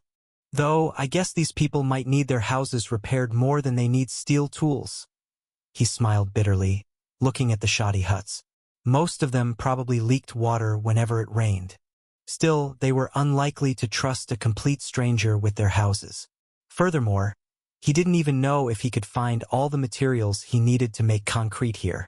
Finally, concrete would be harder to explain than a slightly more sophisticated approach to metallurgy. Let's leave it for some other time. Arriving at their new abode, they quickly noticed it was in an even worse state than they had been led to believe. Decrepit might be an apt term. The hut was tiny, half of it collapsed. It would take them a few days to patch it up into something livable. At least, their higher grades would help with the physical labor involved. Percy shrugged. "I guess I would have had to renovate the place anyway, to build myself a workshop." He had no idea how to recreate Sengo's contraptions, but a simple stone forge and an anvil shouldn't be too difficult to put together. As for the tools and materials, they could try selling some monster parts from the bog, though he'd rather not make it too obvious that they could hunt yellow beasts. The weaker he and Nesha appeared, the less likely to connect them to the murders or the guild. "At least, we won't starve." Chapter 130, Karma. A blond young man stood outside a stone house, pinching a gemstone vial between his thumb and index finger. A turquoise liquid swirled inside, giving the onlookers pause. They all stood some distance from Jason, torn between their fear of the divine root and their curiosity over these new elixirs. As for Jason himself, he wasn't paying them any attention, focusing on the aurora dew itself. Gathering some mana in his eyes, he activated karmic vision, watching countless thin threads of all colors appear in the world. They branched out from every object and every person, stretching into the distance. "Too much," He squinted as the dizzying tapestry manifested all around him. Unable to discern anything noteworthy through the tangled web, Jason lowered the intensity of mana in his eyes, dialing his magical sense down a notch. That filtered many of the threads out, leaving only the most prominent ones. Sadly, they were still way too many to make out anything important. People who didn't have a karma affinity would probably be surprised at just how many of these invisible connections existed in the world. Every time two objects interacted, a new thread formed. They did fade away slowly, and they could even disappear entirely given enough time, but they could also grow brighter if the objects in question continued to interact.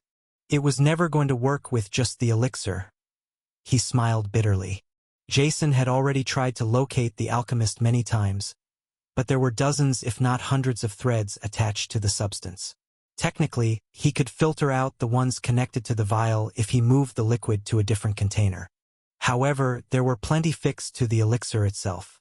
After all, it had been brewed from multiple materials, each of which had been harvested by somebody else, from various places across Remir. And each of them had probably been handled by many hands too, before eventually ending in the Alchemist's Guild. Luckily, we have more clues now, he grinned.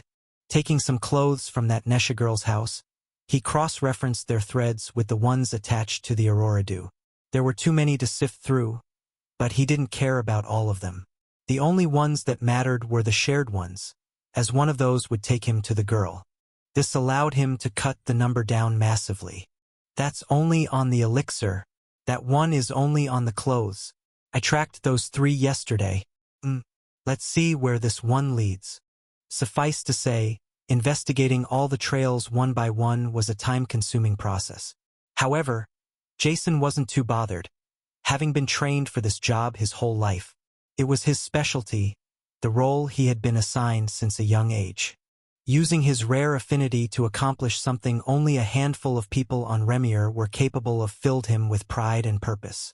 So, he hadn't let his failures over the past few weeks get to him. I'll find that bitch soon enough. Eventually, the trail led him to another stone house in the settlement. Knocking on the door, he waited for a few seconds, until a young man in a yellow robe opened. Initially, the guy sported an annoyed expression. He looked like he was about to swear, though he quickly swallowed his words the very next moment, the color draining from his face upon seeing Jason standing there. "Do you know a Nesha Veritas?" Jason asked, cutting to the chase. The man stared at him in confusion for a moment, before shaking his head. "Are you an alchemist? Or are you friends with one?" Jason asked again, getting the same answer back. If you encounter this story on Amazon, note that it's taken without permission from the author. Report it. He frowned, unsure why the guy seemed so clueless. He didn't look like he had the balls to lie to him, and the karmic threads never lied either. Nesha and the Aurora Dew both shared a connection to this place for some reason. Maybe it's just something tangential, he reasoned, guessing this was another dead end, though he didn't give up just yet. "How long have you been living in this house?" "I only moved in 2 weeks ago." The man finally found the courage to speak, his answer causing Jason to raise an eyebrow. If the previous owner left right around when they arrived at the guild, he could very easily be Nesha's collaborator, the very person they were after. "Oh? Do you have any idea who lived here before you?" Unfortunately, the young man hadn't a clue. He merely directed Jason to the official building in charge of housing. "I'll find you, whoever you are." "Well?" Deimos asked, waiting for his daily report. Jason grimaced. The prospect of returning to his superior for the billionth time without any tangible results made his blood boil. Sadly, today's investigation had failed again. "I followed a new trail today. It took me to the house of some boy who was last spotted about a month ago, so I really thought he was the one." Deimos perked up at the sound of that, which only pissed Jason off more. And nothing. He was just some red-born runt from House Avalon. He was young, and he'd only been in the guild for a few years. I don't know if he was one of Nesha's regulars at the gambling den who happened to get close to the vial by accident, or if Nesha hired him at some point to deliver the elixir somewhere. Either way, he couldn't be our target. Deimos nodded. though Jason didn't miss his boss's clenched fists and gritted teeth. It would still be a good idea to interrogate him. He might know where the girl is, or he'll at least help you locate her more easily. Where did he go? Who knows? Jason shrugged. He couldn't have escaped the guild by himself, and I doubt Nesha was sentimental enough to bring him along. Since he isn't in the settlement, they must have killed him and fed him to the wasps to cover their tracks. Deimos rubbed the bridge of his nose. Jason, I've always considered you my most capable subordinate, but you've really let me down over the past few weeks. Hearing his boss chastise him, it was Jason's turn to clench his fists. What do you want me to do? I've busted my ass looking FO. Deimos raised a hand to stop him. Shut up and listen. If we return to my father empty-handed, we're done for. So whatever you're doing, do it quickly. Use the boy's belongings too. He's obviously just a supporting character, but he's still connected to them. If you find his body, the search will go faster. It's easier said than done. Jason grimaced, standing in that Redbourne's house, having already kicked its new tenant out. Unfortunately, that Percy hadn't left any traces here before leaving. All his possessions were gone, even the last stain having been scrubbed from the floor by the time he had left. There was nothing to track him down with. Strange. Even if Nesha killed him, why would she bother wiping his house clean but not her own? Maybe the boy had done it himself, paranoid about Nesha tracking him down.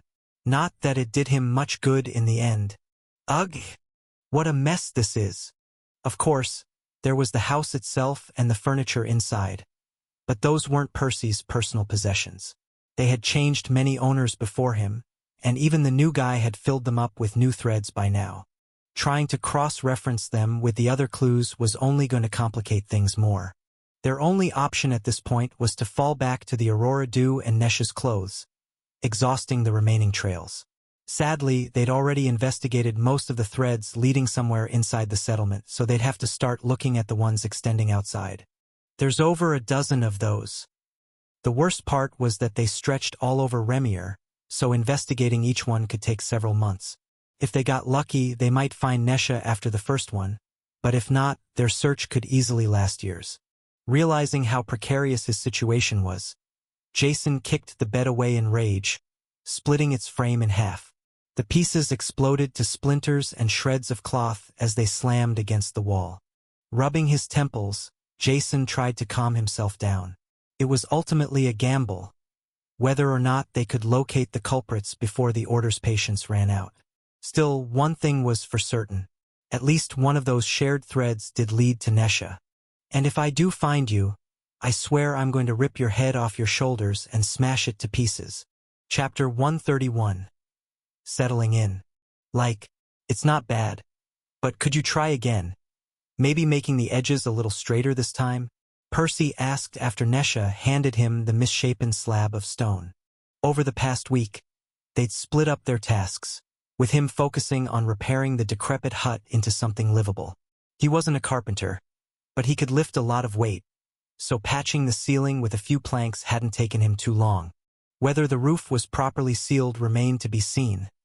They'd only know once it rained. As for Nesha, he had asked her to build him his stone forge.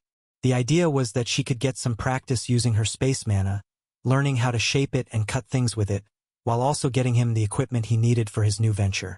Though the results weren't exactly ideal. Why? Isn't this good enough? She frowned. It's the best I've managed all week. Well, I'd rather the charcoal stays inside the forge, Percy replied, pointing at the gap between the poorly attached stones. I haven't even finished fixing the house. I don't want to see it burn down just yet. Nesha exhaled in defeat before manifesting some more of her mana, trying again on another piece. It was the last one she hadn't ruined, so they'd have to go fetch some more if she messed up again. Of course, both of them knew a space affinity could be used for a lot more than merely slicing things apart. Heck, Metatron's decree was the perfect case study of the heights one could reach with it.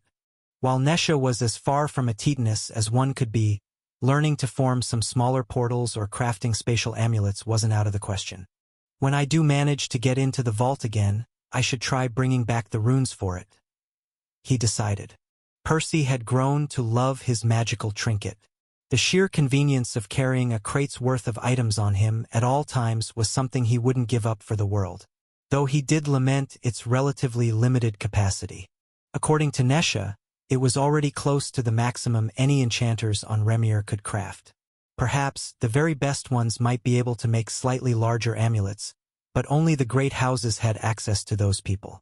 Once he was satisfied with his work, he took a break for a few hours, letting Nesha continue with her own end of the project. There was something else he wanted to do today. It's time for a new clone. He grinned. It was true he was a little tired from working on the roof all morning, but he'd grown much more proficient at using his bloodline by now. The last one he'd sent to Torui village had only taken him a few hours to prepare. More importantly, Percy intended to send his clones out more frequently now. After all, Mickey was hunting orange and yellow beasts in the swamp all day long, providing him with a ton of soul mana, letting him mend his soul faster than ever before. He also had to spend much less time brewing elixirs than during his gig with Nesha, so he could more easily tolerate the disturbance. About once a week sounds good. Percy expected it would take him multiple attempts until he found a good candidate to send to the vault, but there was always the chance he might find something else of value in the process.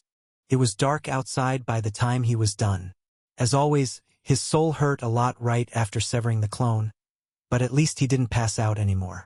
Tossing Nesha a glance, he saw her still working on the forge, a few more discarded chunks of stone lying next to her than the last time he checked. Evidently, she'd gone out to bring more at some point. This story has been taken without authorization. Report any sightings. There's plenty of room for improvement. Though she seems to have taken my advice seriously. Nesha had stopped procrastinating as much, spending a lot more time honing her magic. Percy was planning to teach her circulation too at some point, though she'd need several years of physical exercise to strengthen her body enough for it. Let's leave that for later. It's probably better to not push her too hard all at once. Leaving the hut to get some fresh air, Percy walked over to one of the shops, hoping it was still open. It wasn't not exactly, but he did catch the owner taking some trash out of the door. "Hi there," he greeted the shopkeeper, a yellow core seemingly in his early 30s. "Oh, hi," the man said. "You must be the new guy I've heard about. I was told you're trying to build a forge in your new house." Percy nodded. "Yes, that's actually what I wanted to talk to you about. You're Mr. Dillon, right? I was hoping to buy some pig iron from you to get myself started." "Well, I don't have much to sell. There isn't a mine nearby, nor do we have a local blacksmith. We import all our tools from Grey Quarry Town to the north." Percy frowned. That was the second town under House Tantalus's jurisdiction. He and Nesha had ignored it on the way here, as they needed the Grizzly Bog for Mickey to stay in. Apparently, this was going to make his life a little more complicated. "Is it impossible to get some imported?" "Look, I've only got 7 ingots in stock. You can have those for 2 silver. The man took pity on him after seeing his disappointed expression. "I do have some friends over there, so I might be able to work out a long-term solution for you, but we'll have to see the quality of your work first." Percy nodded. It was only fair. He doubted he could compete with Sengo anytime soon, but he was confident he could cook something of acceptable quality for the locals after a few attempts. After completing the exchange, he bid the man farewell, carrying the stack of ingots back home. Each of the bars was a little larger than his foot, the entire set weighing hundreds of kilos. Even with his 2 orange cores, the metal was heavy. "It can't be helped. I can't use circulation in the middle of the town," he sighed. Suddenly, he stopped, seeing a young girl approaching him. She couldn't have been older than 10. She was wearing simple linen clothes, her dark hair tied up in 2 short pigtails. Percy had no idea why her parents allowed her to roam the town so late. Weren't they afraid of something happening? Then again, it was probably safe. Outsiders like him and Nesha rarely visited, House Tantalus's territory not being the most welcoming place. Carefully placing the ingots on the ground, he turned to her to see what she wanted. "Mister, do you want to buy this for a silver?" She spoke in a chirpy voice. Percy looked down at the object she was holding. It was a small, hollowed piece of wood, with multiple holes lining its side. The main body of the object was oblong, though there was a narrower tube branching out on one side. An ocarina. It was crudely made, the holes not perfectly circular, with a few misplaced scratches or other dents throughout the instrument. "Did you make this yourself?" Percy asked, getting a nod back. If anybody else had tried to sell him this, he would have probably laughed them off. The misshapen instrument couldn't be worth more than 3 coppers, let alone a silver. Still, seeing the child looking at him expectantly, his eyes couldn't help but soften. "Oh well, Freddie always told me to get myself a hobby. This is as good a time as any, I suppose." He chuckled. Handing the girl the requested amount, he received his new ocarina in return. While he'd already filled his schedule with all sorts of things such as forging tools for the locals, practicing his own magic, mentoring Nesha, sending clones and brewing elixirs, he'd promised himself to not overdo it as much as he had back in the guild. Leaving some leisure time aside was good for his mental health. Tossing the ocarina in his pocket, he picked the ingots again before finally returning home. Originally, he had wanted to visit Mickey in the swamp too, but it was already getting late. He'd have to leave it for tomorrow. Entering his new abode, he found Nesha sleeping on the floor. They didn't have beds yet, but they'd spent weeks camping out anyway, so they weren't too bothered. Still, his attention was drawn to the forge in a corner of the room. It was made of several pieces of stone, cut in a way such that they slotted into one another without needing any adhesive. Percy was proud of the design, having come up with it himself. However, it wasn't his design he was currently admiring. The pieces had slid into each other better this time, not leaving much of a gap between them. There was still some, but it was too narrow to let anything pass through. Nesha had clearly busted her ass until she got it right. Grinning, the young man placed the ingots on the floor before going to sleep himself. "Tomorrow I'll get started." Chapter 132. Monkey. Percy swam to the surface, desperate to take a breath. The moment he broke through, he coughed as much of the murky water out as he could, greedily inhaling air into his lungs. "How the hell did you end up here?" he asked his host in annoyance, seeing nothing but an endless expanse of greenish-blue stretching as far as the horizon. It looked like some kind of ocean, but this wasn't salt water. It was closer to the swamp water they had in the Grizzly Bog. At least it didn't stink as bad. The substance had an oily texture, with chunks of plant matter floating to the surface. Receiving no reply, Percy swam over to a large piece of debris drifting a few dozen meters away. It was a cylindrical-ish block of wood, probably a broken tree trunk. Though it had clearly been out here for a while, as it was half-rotten. It was covered in an exotic variety of algae and barnacles, but he ignored them as he climbed onto it. Only once his back was resting on the slimy surface did he finally get the chance to examine himself. His body was vaguely humanoid. For the most part, it had the normal number of limbs and eyes, though he did have a tail.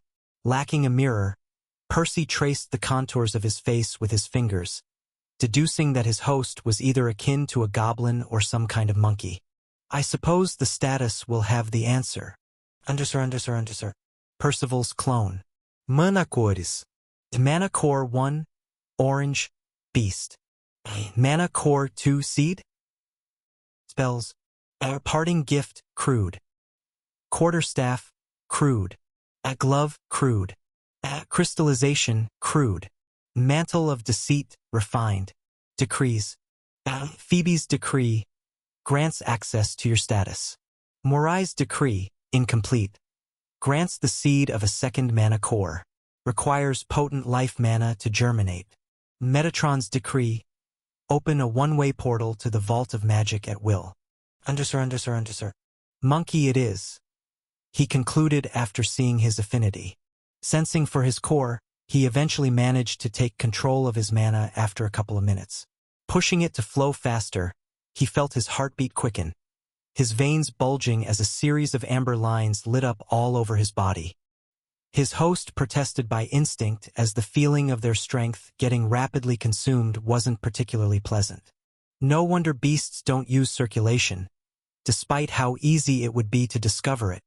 In the end, he acquiesced, deactivating the spell to conserve their stamina. At least, it was nice knowing he could tap into the technique in a pinch. His status still hadn't listed it though, as his main body had already upgraded it to synchronization. In any case, this wasn't the first time he'd used the boosting art with one of his beast clones. He'd been able to do so ever since he and Mickey figured out how it worked. Sadly, he'd never had much of an opportunity to get anything valuable out of it. The only time he had come close was back when the Starry Night attacked them, though the green bug had decommissioned his wasp clone before he had the chance to activate it. Tedig. Testing. He tried to speak, the words coming out weird. How? Ich Ayanir. Hello? Is anyone here? He asked, switching things up, though it didn't sound much better. Ok. An orange beast isn't ideal, but at least I have opposable thumbs and the ability to vocalize. Somewhat. It wasn't perfect, but anything was better than staying in the middle of the sea. Percy hurriedly collected some seaweed from the water next to his makeshift boat, before tying it together into something akin to a skirt.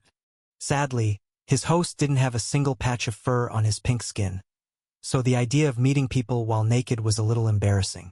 Only after his privates were covered did he focus on his memories of the vault, trying to tap into a part of himself that he'd never dared to touch before.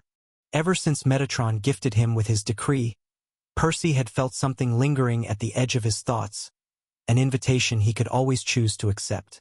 The story has been stolen. If detected on Amazon, report the violation. Sorry to keep you waiting, I guess. He shrugged, as a faint distortion appeared in front of him. At first, it was mostly transparent, letting him see the vast expanse of the grimy sea through it. It soon began to expand, however, quickly turning into a circular portal wide enough to fit his whole body, its color darkening into the familiar gray of the vault's walls. This was already Percy's third clone since settling in Bogside Town. In theory, he could have waited for a sentient host, but he was already running out of patience. Who knew when he'd next possess a humanoid, or if the stars would align at the time? Having made up his mind, he leapt through the portal, eager to visit his old friend. Traveling through the portal was a weird experience. Percy thought he could just take a step forward and find himself in the vault, but it appeared crossing vast cosmic distances was a touch more complicated than that. The moment he crossed the threshold, it was as if he had frozen in place, the next second stretching into days. Eventually, he plopped down on the cold metal floor, feeling his entire world spin around him, as a wave of nausea assaulted him. He wanted to puke, but, luckily, his host hadn't eaten anything in a while.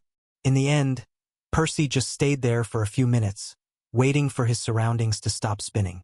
As soon as he could stand again, he found himself surrounded by all sorts of creatures. Some of them he'd seen before, the jellyfish-like humanoids with the transparent skin that Gabe was a part of, the hulking people with two horns sticking out of their temples, the shorter green-skinned folks with pointy ears, but there were a couple species he didn't recognize. Two people looked a bit like humanoid bats, though they didn't have any eyes, instead having an oversized pair of ears, each as large as their face. There was also what Percy could only describe as an octopus, or perhaps a pentapus, as it only had 5 tentacles. That said, all these people had one thing in common. They were staring at him intently, shock and curiosity evident in their expressions. Why are they so large, though? All of them towered over him, even the relatively shorter green people being about half a head taller than he was. As for the horned ones, they were as tall as buildings. Apparently, his host was on the shorter side this time. I suppose it makes sense. After all, I'm just an orange beast. Shrugging, he stood up before speaking. Hi, am Percy. Now bake it AP. Nadig to SI here. Hi. I'm Percy. Now break it up. Nothing to see here. The giants didn't seem to understand a word he'd spoken. However, they turned to each other, talking in a language he didn't understand either, occasionally pointing at him as if he was some exhibit. Ok. Maybe I didn't think this through. Without my connection to Gabe, I can't even communicate with these people.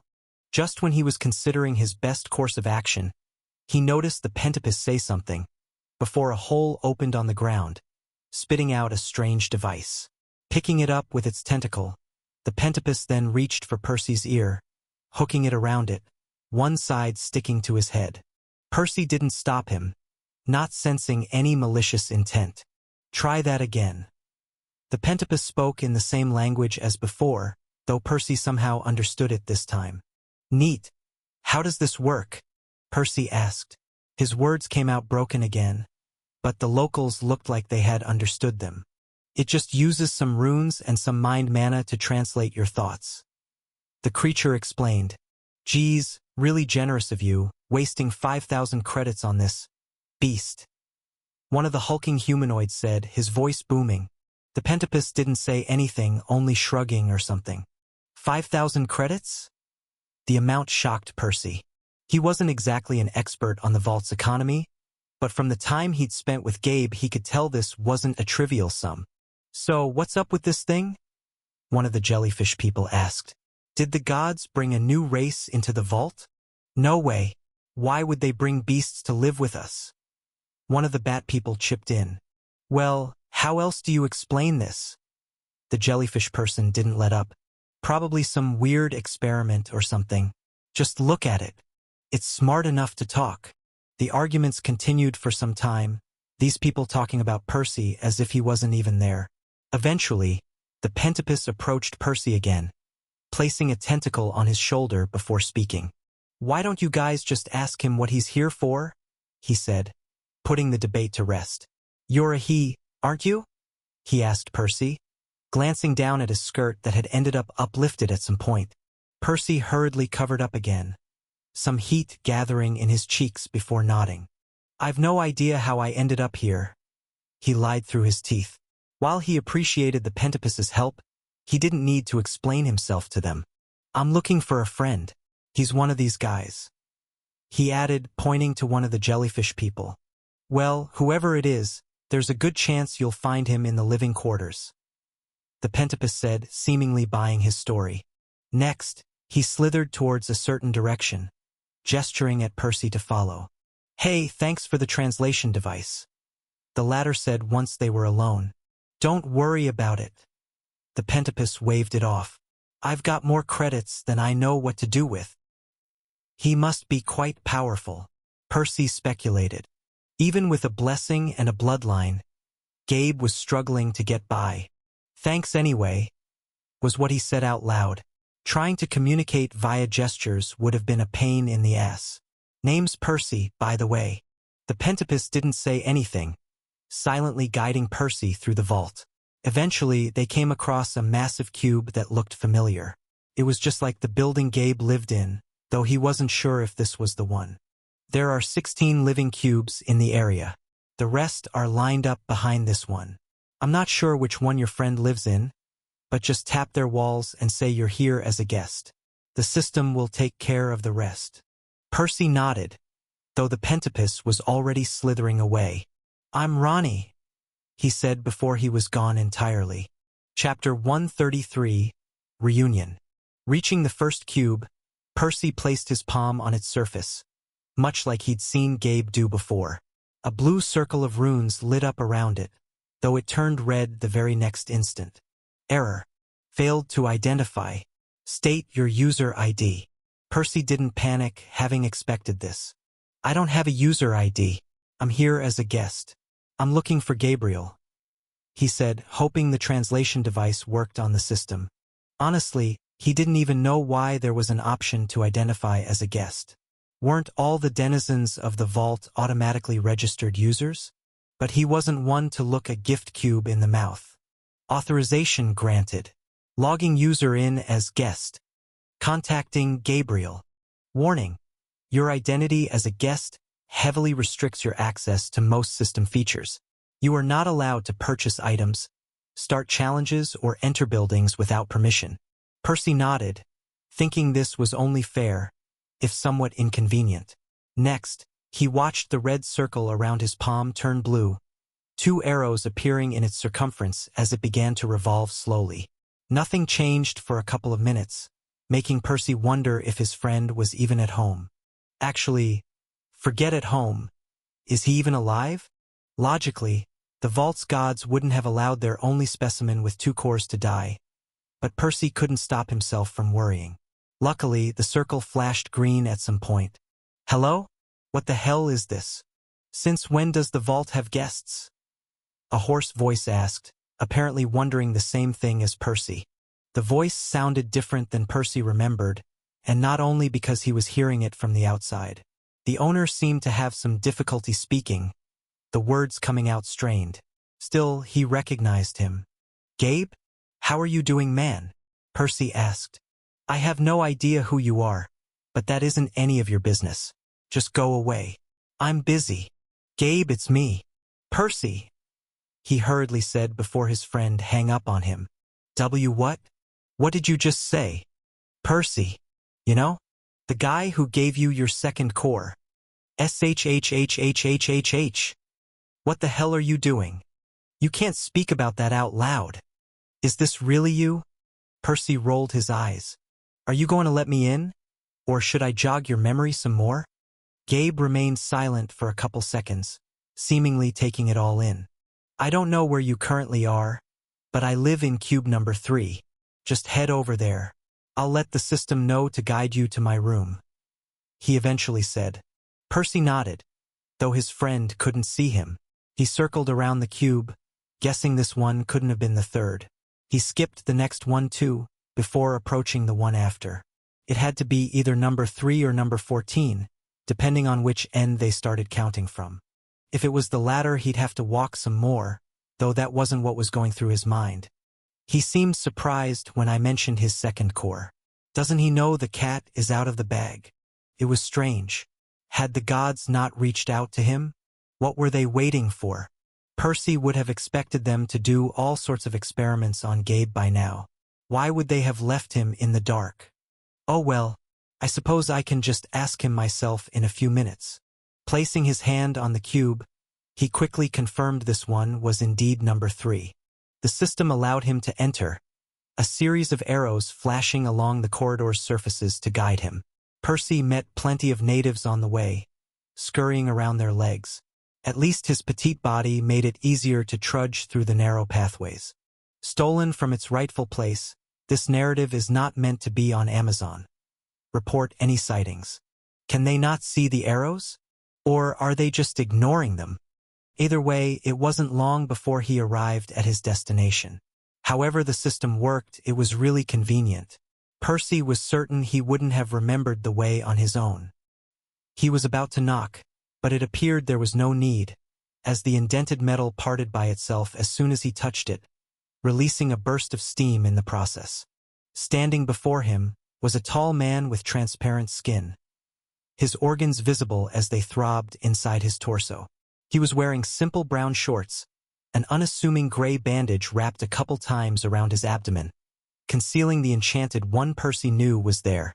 However, what stood out the most was Gabe's condition.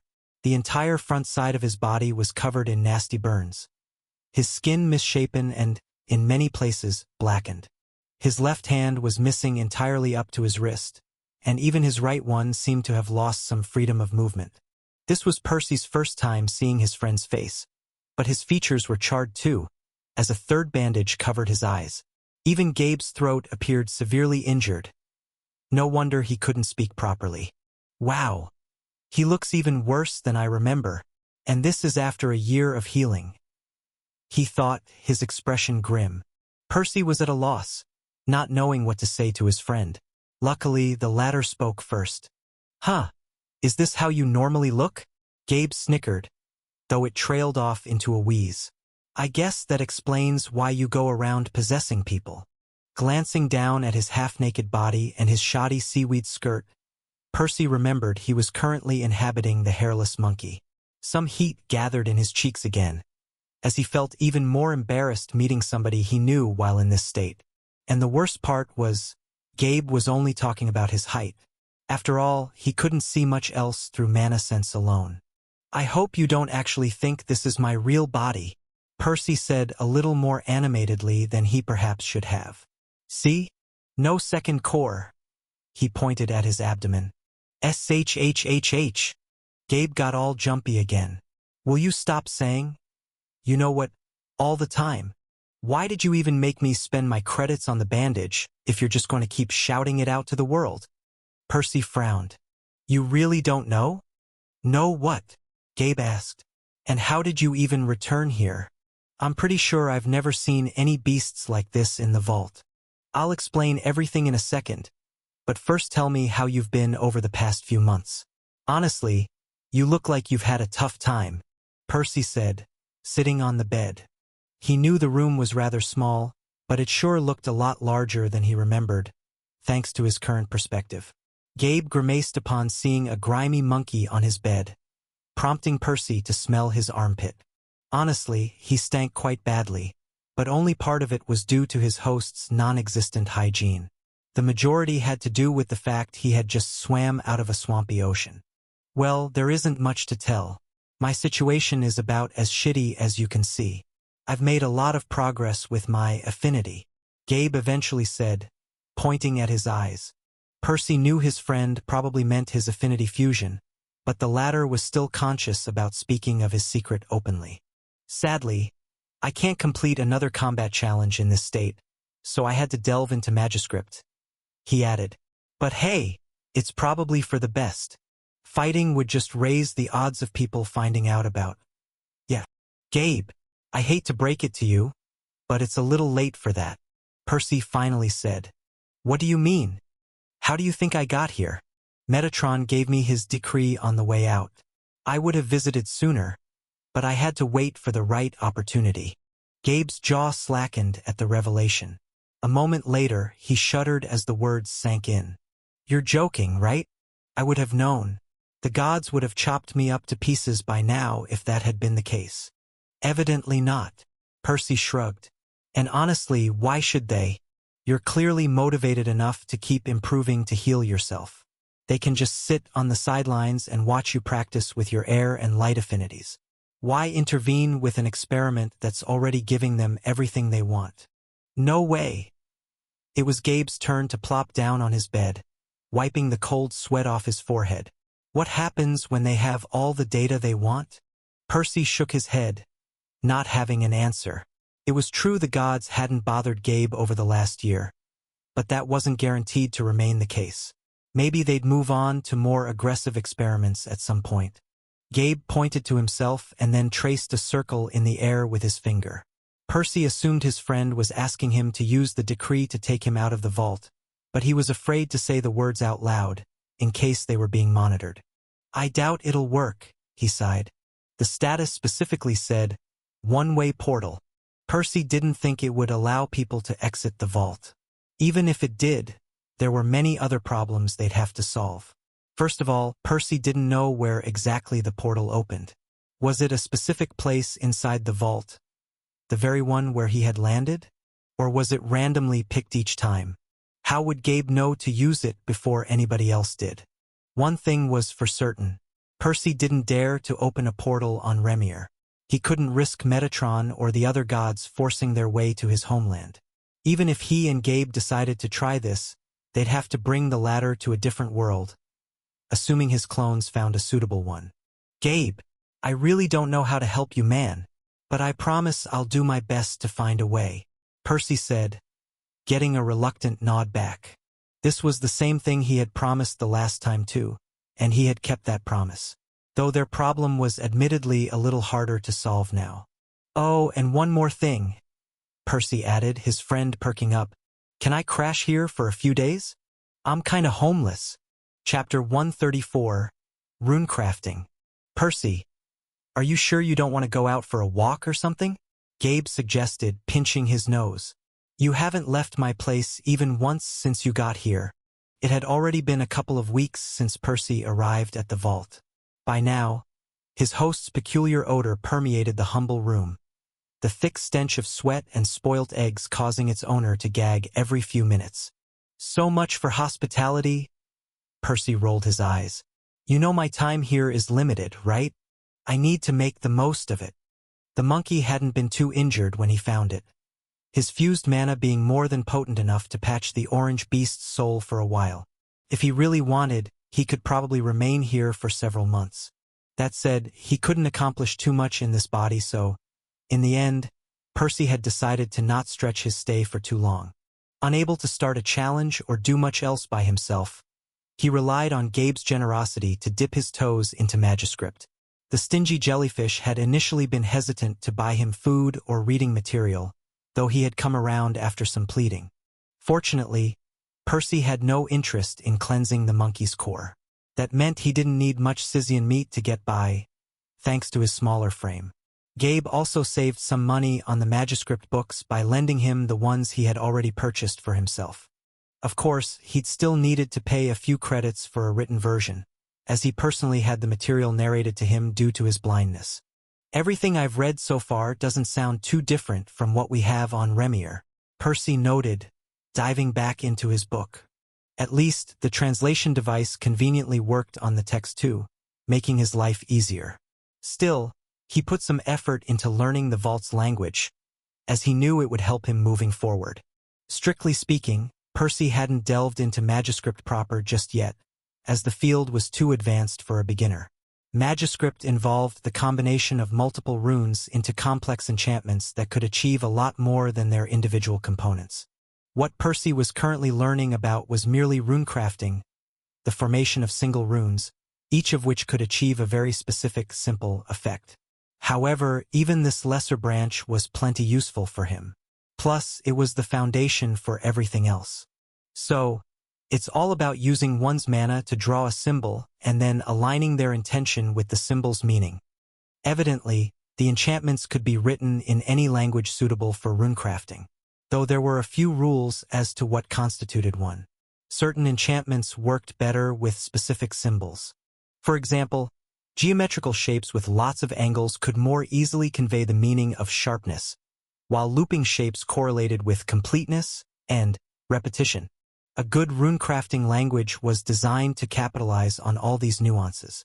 Furthermore, a user could more easily resonate with a language they were intimately familiar with, which made it a little harder for Percy to learn the vault's runes. Finally, some languages were just better for Magiscript, having been specifically designed for this purpose. For example, the vault's written word involved circular symbols with multiple segments, which could easily be overlapped atop one another or chained in a sequence. This gave enchanters a lot more freedom when combining them. Apparently, Metatron had personally devised this language to facilitate the development of Magiscript. By contrast, Remir's runes were much cruder and nearly impossible to link together, as they hadn't been designed with nearly as much foresight. Bastard or not, there is no question the guy is a genius, Percy admitted. Next, he drew some of his teal mana from his stash, focusing it on his index finger. He tried drawing a symbol on a piece of parchment, careful to make the lines as neat as he could, constantly visualizing the rune's intended effect in his mind. Slowly but steadily, he seemed to be going well, as he made fewer mistakes than his previous attempts. The rune might even work this time. You might be reading a pirated copy. Look for the official release to support the author. Sadly, it wasn't meant to be. At some point, he noticed his reserves were about to run dry, forcing him to stop about halfway through. Staring at the incomplete rune, he couldn't help but click his tongue in annoyance. I just wish I had some more mana to practice with. Unfortunately, the monkey's beast mana couldn't leave its body, and Percy had a limited supply of his own teal mana. He hadn't been able to practice nearly as much as he would have liked. For now, his main goal was to simply memorize a few symbols and their meaning, so that he could try them out with his main body once he returned home. Many enchantments could be crafted with any affinity, as was the case for the one Percy was currently working on. Knowing his and Mickey's bandages weren't going to survive for much longer, he figured it would be a good idea to master the concealment rune, so that he could more easily protect his secrets in the future. Luckily, Gabe had shared that view, at least before Percy told him Metatron already knew about him, so information on this rune was something he had already purchased. Still, there were plenty of enchantments that could only be crafted with specific mana types. The ones typically drawn on spatial amulets fell in that category. Suffice to say, Percy had spent quite some time convincing his friend to buy him a book on that one to teach Nesha about. What about the materials? Percy suddenly asked. I'm guessing you can't just draw the runes anywhere you want. Gabe shook his head. Technically, you can. But there are materials that are far better for most runes in general, and specific runes in particular. They resonate with some or all mana types, amplifying the effect of the enchantments. Percy thought back to the strange dark cube with the glittering stars his spatial amulet was made of. Clearly, that material was suitable to be paired with space mana, though he had no idea where to get more of it. So, in theory, I could draw the runes on the ground? He asked again, catching the caveat in Gabe's words. Yes. The latter nodded. They won't be as effective if you draw them on plain dirt, but it can work depending on what you're trying to do. Percy nodded. In any case, this was the best he could accomplish right now.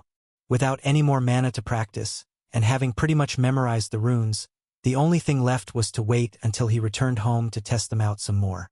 Okay then, I suppose I'll listen to you and go for a walk. He chuckled. To give you a chance to deodorize the place. And how exactly am I meant to do that? Gabe frowned.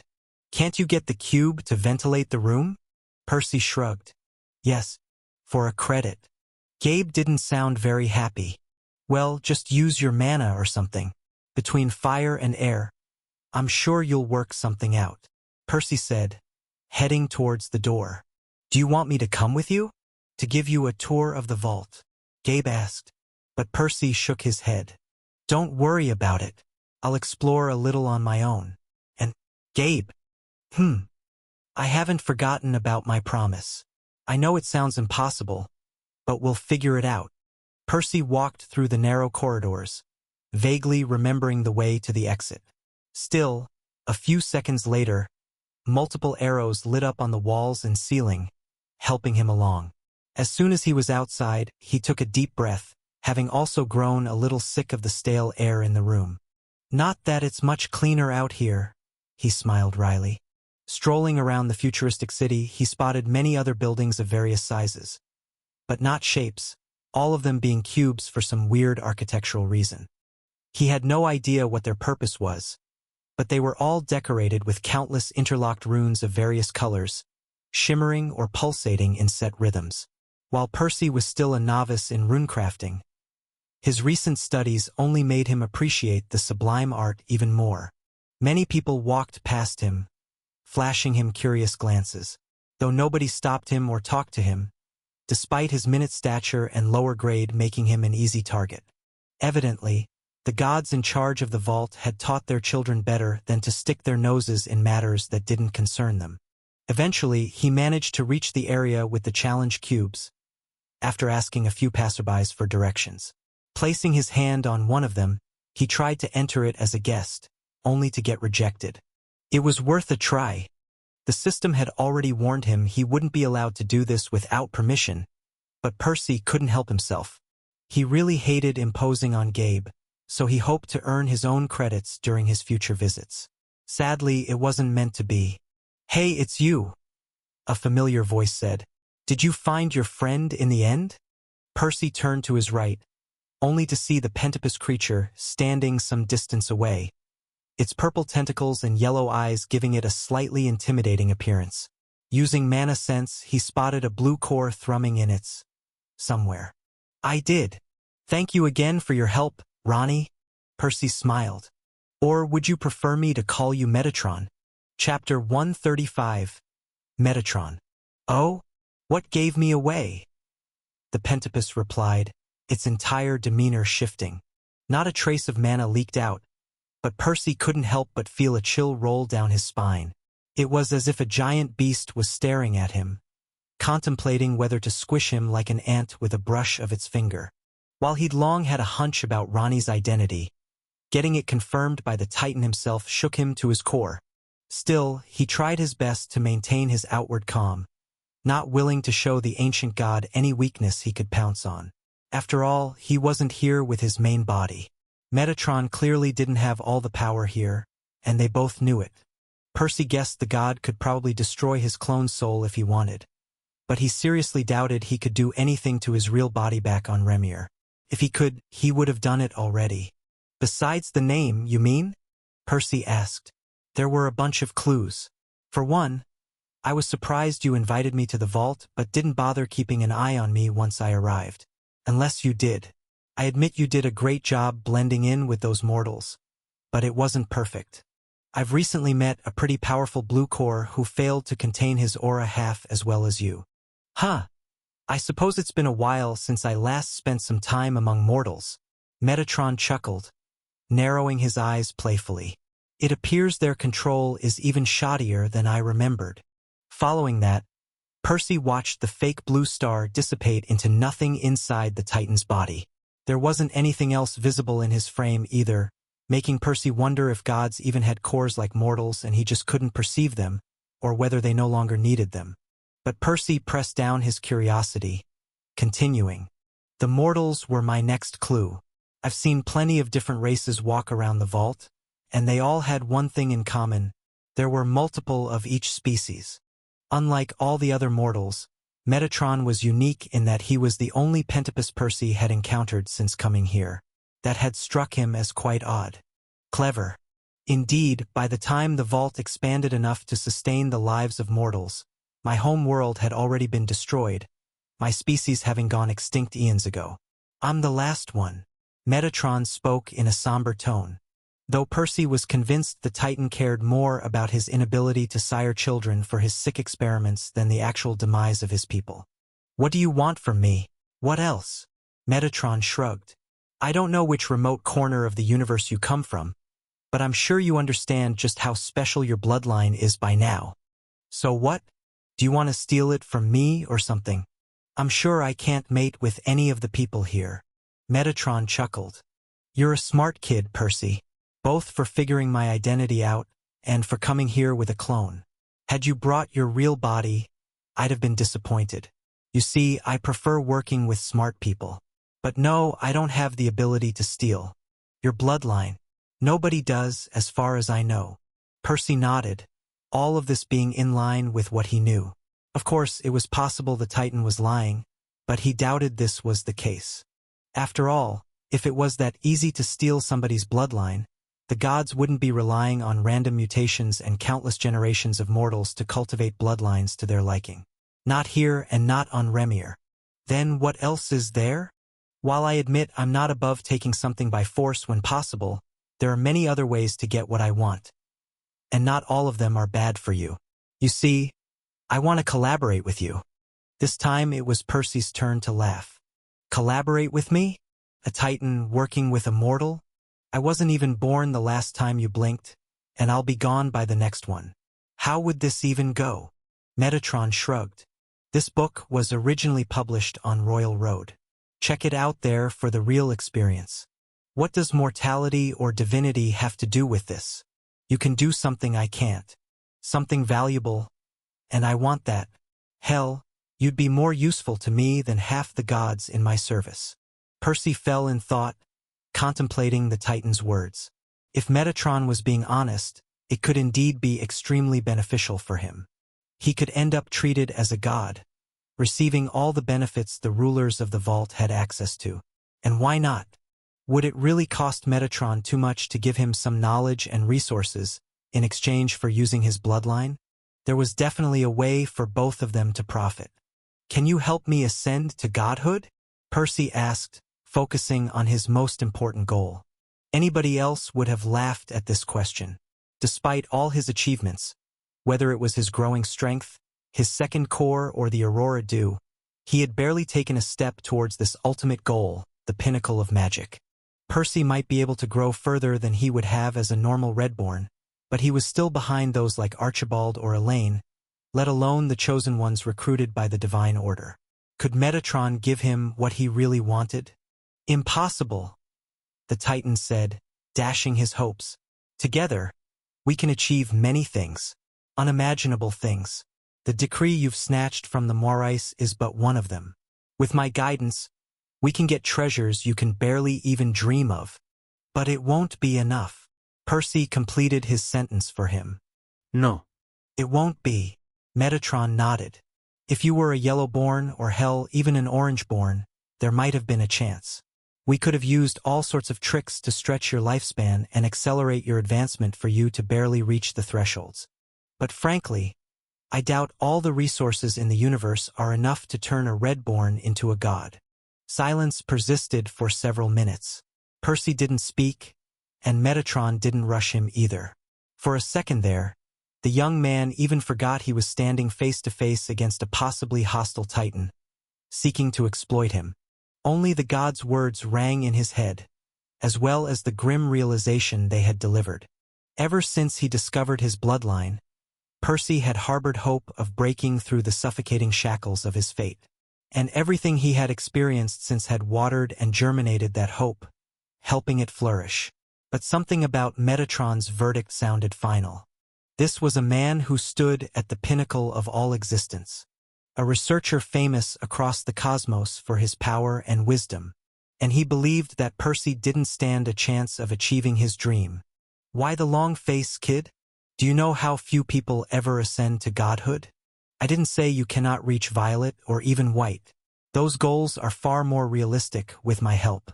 You'll be showered with resources for millennia, and you'll live a long life of luxury and wealth. Is that not enough? No. It's not. I plan to find a way to reach godhood, with or without your help, Percy said, lifting his head to look the Titan in the eyes defiantly. But that's beside the point. I don't blame you that I was born at red. Still, how can I trust you? Obviously, you can't, Metatron casually said.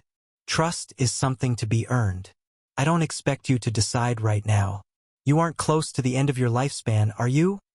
He asked, Percy shaking his head in return. Good. Then, from now on, I'll demonstrate my goodwill towards you.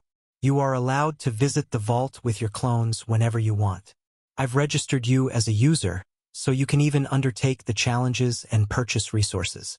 However, until you accept my offer and join the vault with your main body, you will be treated as a mortal, and you'll have to earn every single credit on your own. Percy's eyes widened at the Titan's generosity. This was all he wanted. He could keep coming here without risking his life or his freedom, learning the vault's secrets a little at a time. How will the system even recognize me every time I come here with a new body? Metatron shrugged. Normally, it relies on various vital signs such as retina scans and fingerprint scans to identify you. Obviously, none of that is applicable in your case, so I have personally worked tirelessly over the past year to incorporate a new set of identification features into it. These ones rely on your soul. You'll be able to sign into the cube with any body. Your user ID is Wander. Percy's heart skipped a beat, but he quickly quashed his rising enthusiasm, remembering who he was talking to. Why are you doing this? What's in it for you? I already told you. It's a sign of goodwill. Besides, the rewards you can earn from the vault as a mortal are peanuts compared to what the two of us can get by working together. The sooner you realize that, the sooner we can move on to the really interesting things. That can't be all, Percy insisted. Perhaps pushing the Titan was ill-advised, but he couldn't shake the thought that Metatron was leaving something out. Ha ha ha. Smart indeed. That's right, even with this lesser arrangement, I have plenty to gain. The Pentapus admitted. You see, before today, I didn't even know beasts could receive the Morai's decree. I wonder what affinity this creature will unlock. Percy's eyes widened as he realized what had happened. In his rush to return to the vault, he had delivered Metatron yet another valuable specimen, and he would continue to do so every single time he visited.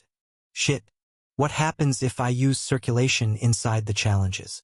Or if I show him crystallization?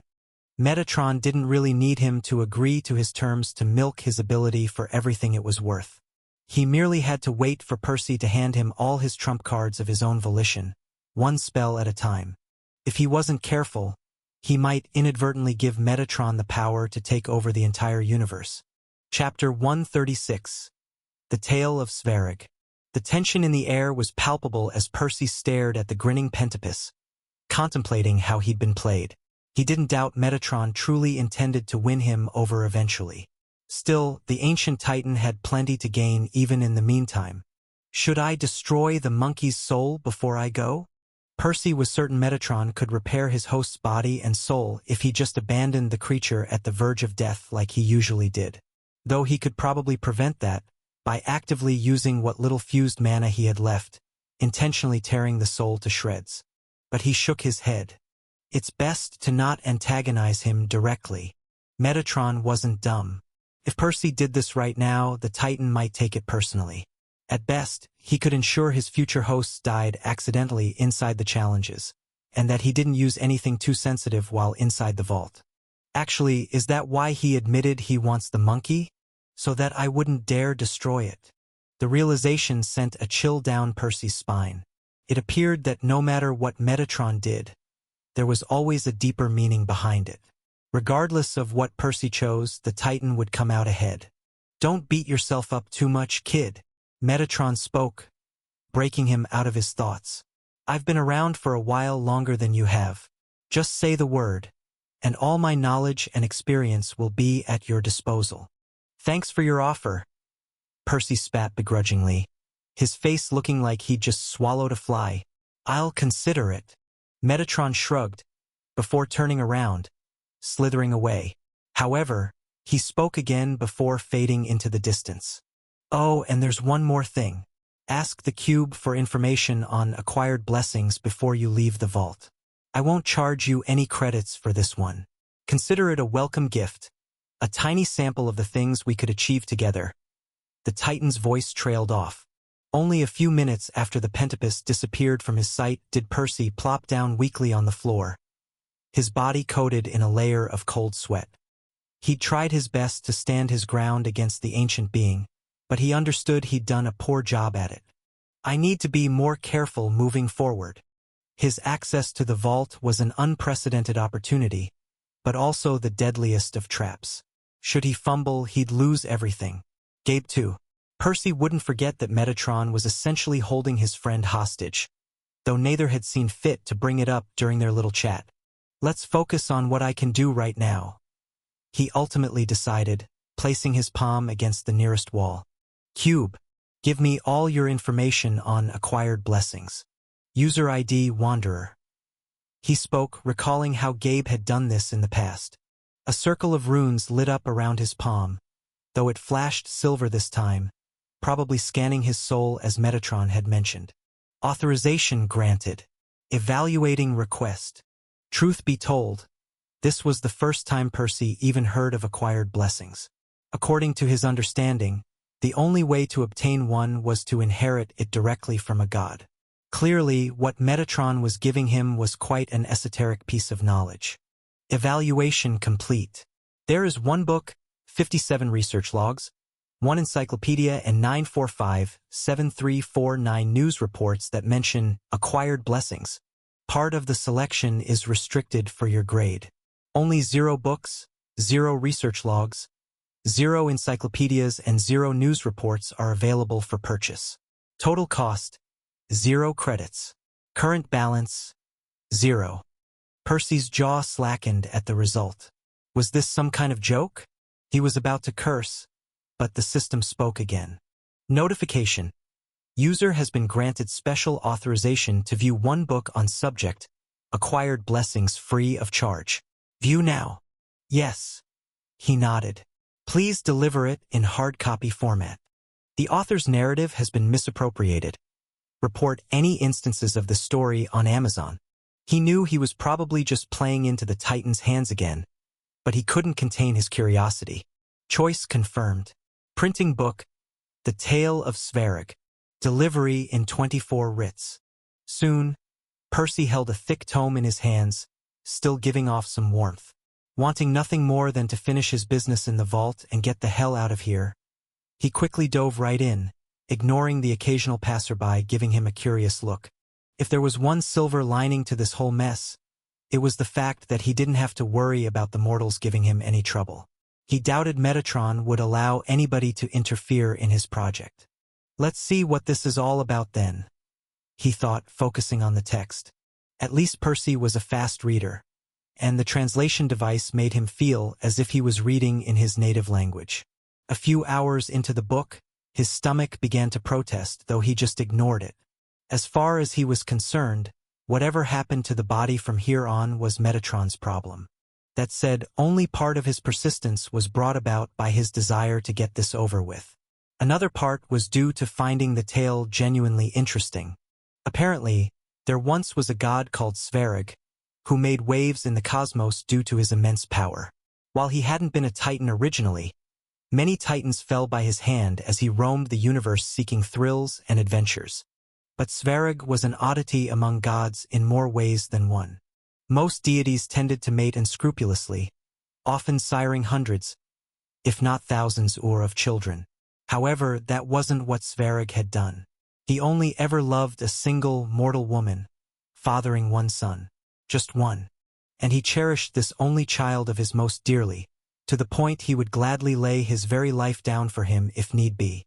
Consequently, Sverig only had two regrets in his entire existence. The first was having to watch his beloved wife and son age and wither before his eyes, unable to prevent it. And not for a lack of trying. No matter what he did, he couldn't fight against time itself. Even Sverig failed. Percy couldn't help but clench his teeth after reading that part. Was this why Metatron had given him the book? But he shook his head, diving back into the tale. Sverig's second regret was that his son hadn't inherited a blessing from him. He had to spend his whole life as little more than a common mortal, not a trace of divinity apparent in his magic. Unwilling to see his progeny cursed with such a cruel fate, destined to live such a mundane life, Sverig worked tirelessly to change that. He desperately sought a way to grant his son a blessing. Other gods called him a fool for even trying. This was a feat they all deemed impossible. Still, Sverig persisted, inching closer to his goal with every passing decade. Unfortunately, before Sverrig had the chance to succeed, one of his old enemies slaughtered his family in revenge, robbing them of the few years they had left. But that didn't stop Sverrig. It only motivated him to press on. Driven mad by rage, he finally completed his project, forging a decree that shook the whole universe, bringing about one of the most terrifying wars in the history of all creation. Sverig's decree was as much as a means of granting a blessing to a mortal, as it was a lethal weapon forged out of hatred and spite. Unlike other decrees like Phoebe's or Metatron's, this one took the form of a physical object, an unassuming ring mold. Yet, its bone-chilling effect prompted outrage from every deity across the cosmos. The mold could be used to slay a god, subjecting them to a fate most cruel. It refined their flesh and soul, distilling their very understanding of magic into substance, condensing it into a ring. And once worn, this ring could let a mortal wield the slain deity's most prized concept, effectively giving them a blessing. Even worse, the mortal could slowly acclimate to the new concept over time. Eventually, they could fully absorb the power into their being, so that they could wield it even without the ring. Blinded by wrath, Sverrig then hunted down the one who slighted him, torturing him to death. But he didn't stop there, targeting the man's associates next. Soon, he slaughtered them too, but he still wasn't satisfied. Too great was his pain, too bitter his loss. He kept going after more gods, butchering them one after the other, drowning his grief with blood. 99 gods the newly emerged Titan hunted to quell his fury. And 99 rings he crafted in total, one from each of his unfortunate victims. The very notion of killing a god to give a mortal anything, let alone a blessing, was viewed as the ultimate blasphemy. After all, mortals were supposed to worship gods, not the other way around. Thus, the 99 rings of sacrilege gained their name.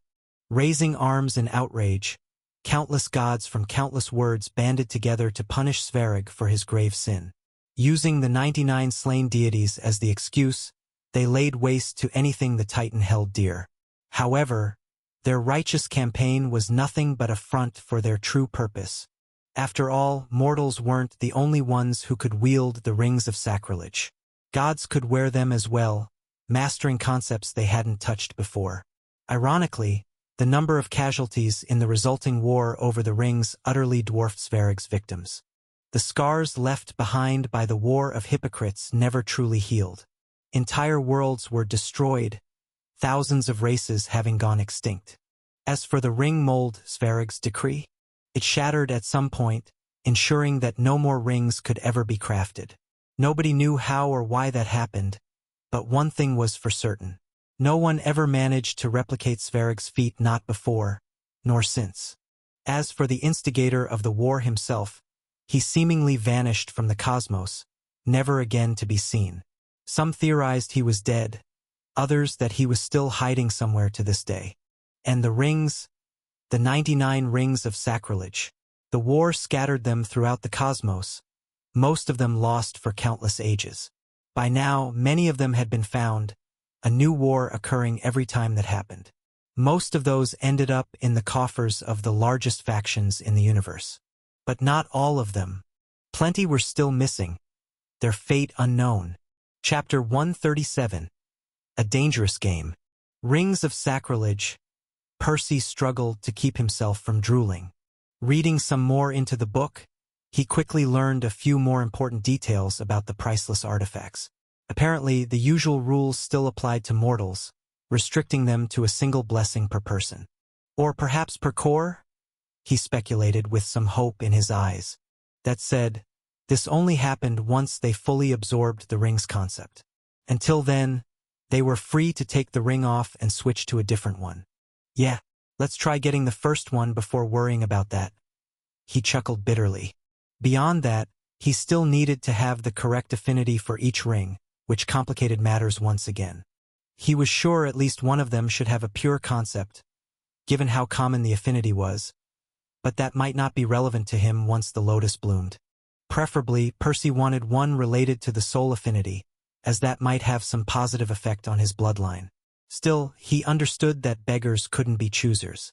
Who knew whether Sverige had even found a god with such a rare affinity to kill? Not to mention the difficulty in beating countless gods to such a treasure. What surprised him the most, however, was a footnote at the very end of the book. Reading the message, Percy was quite certain Metatron had personally added it for him. Note: the Vault of Magic possesses 4 rings in total, with blessings related to the fire, earth, water, and time affinities. At first, Percy wondered why the Titan had revealed such a sensitive piece of information to somebody who might leak it outside. On further thought, he realized he was just being naive.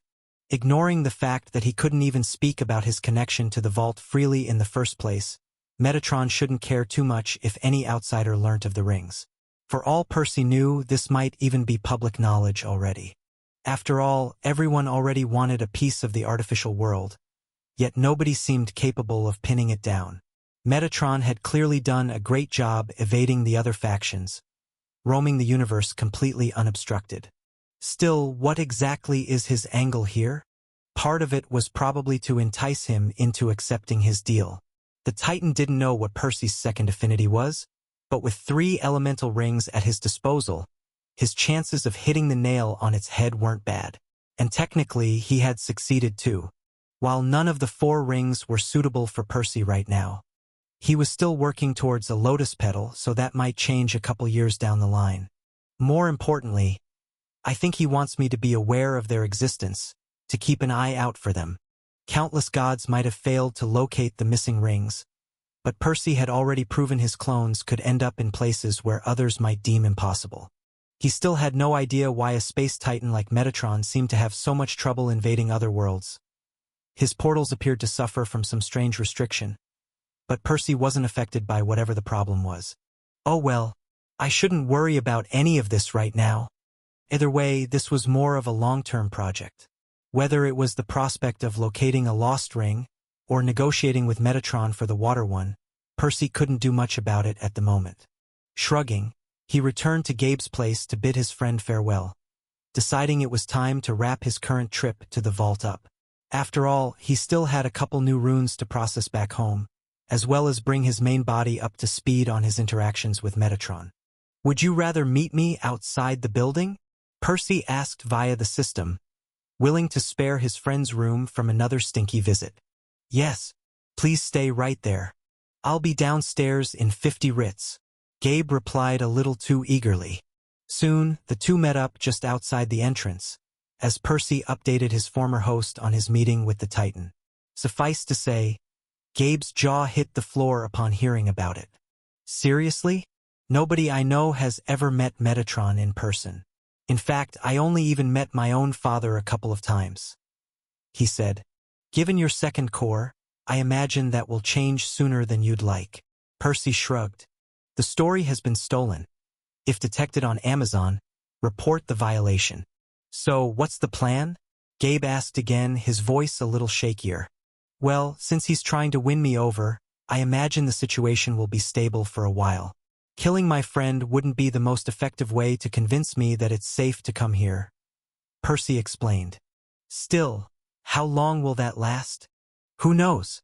The good news is that we're dealing with a Titan. How exactly is that the good news? Gabe asked in incredulity. He's lived for eons. If there's one thing we don't have to worry about, it's his patience. As long as I keep giving him what he wants, he won't do anything drastic. And will you? What choice do I have? Your situation aside, I want to tap into the vault's knowledge as much as he wants my bloodline. It's just a question of who gains the most from this arrangement. Percy, you're playing a very dangerous game here. Percy didn't say anything, though he nodded, his expression grim. Of course, he understood what a mess he'd gotten into. At the very least, he had no intention of ever showing Metatron anything related to circulation. Even if he struggled to complete the challenges without it, he couldn't risk giving the Callous Titan such a huge gift. In any case, it would be silly of me to back out now. The Divine Order was already after him back home, so it was a little too late to avoid interacting with gods altogether. Hell, if his situation on Remir went to shit, joining the vault might be his only way out. After leaving Gabe's place, Percy then returned to the challenge cubes, hoping to earn himself his first couple of credits. Not that he expected to get very far with his current host, but the first wave might not be too difficult. Cube, can you keep my translation device safe for me until the next time I visit the vault? User ID Wanderer. Authorization granted. Evaluating request. Evaluation complete. Request approved. Place the device on the ground. It will be returned to you the next time you sign into the system. Percy exhaled in relief. At least he wouldn't have to burden Gabe with this too. After I hand it in, I won't be able to speak, so I want you to let me into the cube and start the Gauntlet Challenge, Orange level. While he knew he'd probably get his ass handed to him, he'd at least learn what the challenge involved so that he could better prepare for his next trip. Evaluating request. Evaluation complete. User incapable of speaking detected. Warning. Without the translation device, it will not be possible to terminate the challenge until its completion. Higher risk of death is imminent. Proceed anyway. Sure. He nodded. He wasn't planning to leave this place alive anyway. Choice confirmed. Please leave the device on the ground. Wave begins in 18 Rits. The system said, a square entrance opening on the cube's wall. Following the instructions, Percy walked to the center of the room, the door closing behind him. Preparing himself, he counted about 20 or so seconds, his heart thrumming in anticipation as the system continued its now illegible announcements in fixed intervals. The stakes aside, he couldn't help but feel excited over the upcoming fight.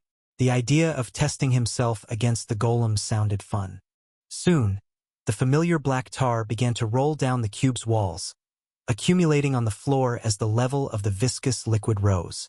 Luckily, the challenge didn't throw as much of the substance this time as it had during Gabe's attempt, stopping when it reached the base of the monkey's neck. Percy wasn't paying that any attention. However, his eyes glued to the only other thing in the room besides himself. It was a construct slightly larger than he was, resembling a six-legged spider. It clung to one of the walls, its sharp legs digging into the gray metal. So that's what an elite orange golem looks like. He didn't get to stare at the construct for too long. Suddenly, the spider moved, swiftly crawling along the walls, unhindered by gravity or by the room's corner. Its limbs made crisp sounds as they pierced tiny holes through the walls in its passing. The golem continued its dash for a few seconds, only stopping once it was closer to Percy.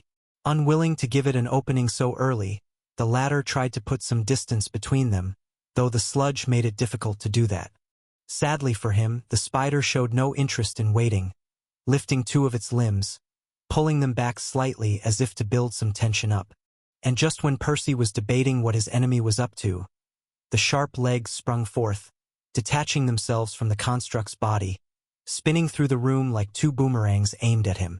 Percy dove into the sludge clumsily, barely ducking before the blades cleaved his head right off. By the time he could toss the spider another glance, its limbs were back on its body, a second pair already preparing the next attack. Shit, how do I get to it? He wondered, evading the new attack a little better than before. Still, he had no means of attacking from a distance, nor could he walk up the smooth wall like the golem. In the end, Percy was forced on the defensive, dodging attack after attack, only occasionally getting hit. This went on for about an hour until he finally made a fatal mistake, getting his body sliced into 3 pieces. Strictly speaking, he could have probably minimized the damage at the last second, but he'd decided against doing that. The attack would have immobilized him anyway, so he might as well make Metatron's subsequent work a touch harder. Still, he resisted the urge of destroying the monkey's soul too, having already decided to not provoke the Titan too overtly. I don't think I'll be able to get very far in these challenges with simple beasts. At least, not without showing any of my secrets. He grimaced. Without any ranged spells, he wouldn't even manage to hit the golem, unless he came here as some kind of bird. And he doubted the combat challenges would be any easier for the other grades. My best chance is to progress through the Magiscript challenge, he realized as the ethereal cord pulled him out of the vault. Playing Metatron's mind games promised to be a hell of a task, but Percy fully intended to rise to the challenge. Chapter 138. Roderick. Roderick clicked his tongue, annoyed he'd been assigned the tedious task. Why couldn't they send somebody else? He asked, getting a nod back from Saren. Did he feel a little bad his relatives were missing? Sure, he wasn't that heartless. Still, this was Remir. People died all the time, especially during these tumultuous years. Their family is in the middle of a war. Even if the bastards of House Avalon weren't the ones behind the attack, there were plenty of other suspects. After all, the filthy commoners in their towns hated their guts. It's not that bad, Roddy. I've been itching for some peasant meat lately, Basinda said, licking her lips. Well, she did have a point. While the owners of the Drain bloodline could technically sustain themselves with beasts and demihumans, there was just something special about hunting down their kin. Nothing beat tasting a human's hopelessness as the life left their eyes, their body shriveling like a dried water skin. Of course, they all knew. These strange seizures were just another side effect of their cursed blood. But never mind. What's not to like about succumbing to temptation? Besides, what did the peasants care anyway? They had to regularly eliminate the stronger ones, so this nonsense didn't happen often anymore. There it is, finally, he said once Bogside Town came into view. Entering the decrepit town, the trio pinched their noses, not appreciating the stench of piss and excrement all that much. These damn commoners were hell-bent on turning the place into another swamp. A few of them scurried to their homes upon seeing their lords strolling along the streets. The sight caused Roderick to smirk. They could hide all they wanted, 3 of them would end up sacrificed all the same. Reaching a small tavern in the middle of the town, he gestured at Saren to do his part. The boy was a couple years younger than him and Basinda, but he knew the drill by now. Kicking the door open, Saren soon dragged an elderly man out. Fagin was among the oldest in the town, a redborn that House Tantalus had allowed to live this long on purpose, so they'd have somebody leading the rest. Placing a person in charge only made their jobs easier. Master Roderick, to what do I owe this pleasure? The old bootlicker stammered, faking the most pleasant smile he could muster.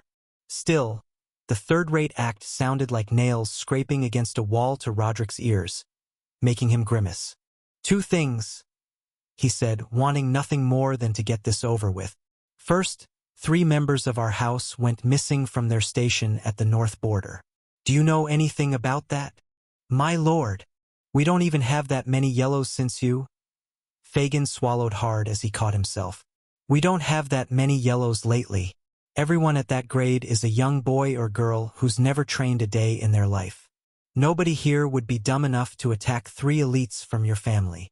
Basinda slapped the old man, sending him tumbling on the dirt.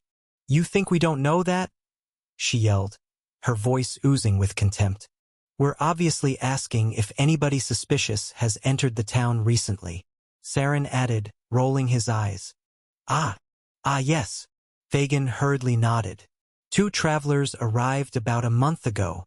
They're currently staying by the eastern edge, close to the bog." Roderick frowned. He hadn't really expected to find any clues in this godforsaken dumpster of a town.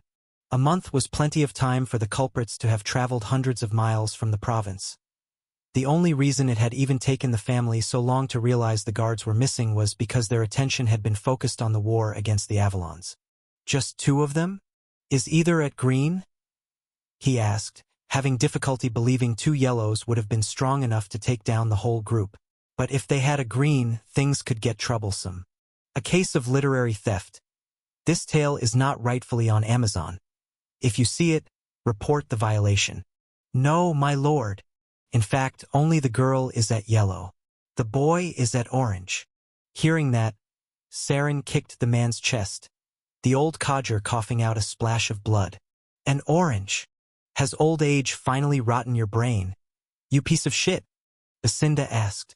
How could they possibly take down 3 yellows? It was her turn to kick him a couple of times. Had his grade been any lower, he would have died by now. "That's enough, Bessie," Roderick said, grabbing her shoulder. "He's still useful. Finding somebody to replace him would be a pain in the ass." Glancing around, he didn't miss the relieved sighs of the townsfolk. Most of them were still hiding in their homes, peeking through the windows, only a few daring to step outside. Even those who did made sure to keep their distance from them. "Just to be thorough, where did those two come from?" he asked, turning to Fagin again. The old man was holding his knees in pain, trying to make himself smaller. It took him a second to realize Roderick had asked him a question. "From the south, Master Roderick. They said they fled from their town because things got too dangerous there." Roderick nodded, growing more and more certain they couldn't be their targets. They'd just have to report to the family that they'd found nothing, and hope the group sent to the other town got luckier. "Get up," he ordered, not leaving much room for debate. "Fetch us 3 commoners close to our age. 2 girls, 1 boy, at yellow." The old man gritted his teeth at the sound of that, a hint of defiance appearing in his eyes for the first time today. "My lord, it hasn't even been 3 months since the last time. Please give us a few more weeks, I beg you," he said, climbing to his feet with difficulty. Basinda looked like she was about to kick him again, but Roderick held her back. "I don't care. We've grown sick of feeding on critters. Since we're here, we might as well indulge. Or would you prefer we pick 2 people each?" Fagin balled his fists, the color draining from his hands as he remained silent for a few seconds. Eventually, he spoke again. "As you wish," he spat in resignation. "At least, can the new girl be one of them this time? She's the right age." "Is she pretty?" Saren asked. "She's okay," the old man said, his features twisting into a grimace. The boy looked like he was going to ask for more details, but Roderick cut him off. "Bring her," he shrugged. "Just hurry up. The sooner we get this over with, the better." Fagin limped away, though Roderick knew he was exaggerating his injuries to buy his fellow peasants a few more breaths. What a pointless endeavor. It wasn't until half an hour later that he returned, with 3 people in tow. 2 of them, a boy and a girl Roderick recognized. Not by name, of course. That would be ridiculous. But he did remember their faces, having seen them on some past visit. They were locals. The last girl, however, he didn't recognize. Her frame was petite, her tousled black hair only reaching her shoulders. Her black eyes were half hidden behind a pair of glasses. As for her demeanor, it was different than the other 2. "Of course it is," Roderick grinned, deciding he was going to take good care of her. Contrary to the downtrodden expressions of the others, who had already given in to their fate, the newcomer clearly had no idea what was about to happen to her. She asked Fagin all sorts of questions, trying to figure out what was going on. Wearing the fakest smile the old man could muster, he lied to her through his teeth. convincing her that the generous nobles of House Tantalus were about to grant her some grand opportunity. What a fool she was.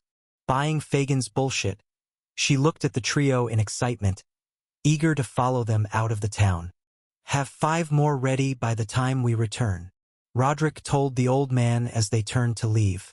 "Our aunts and uncles at the estate could use a few themselves."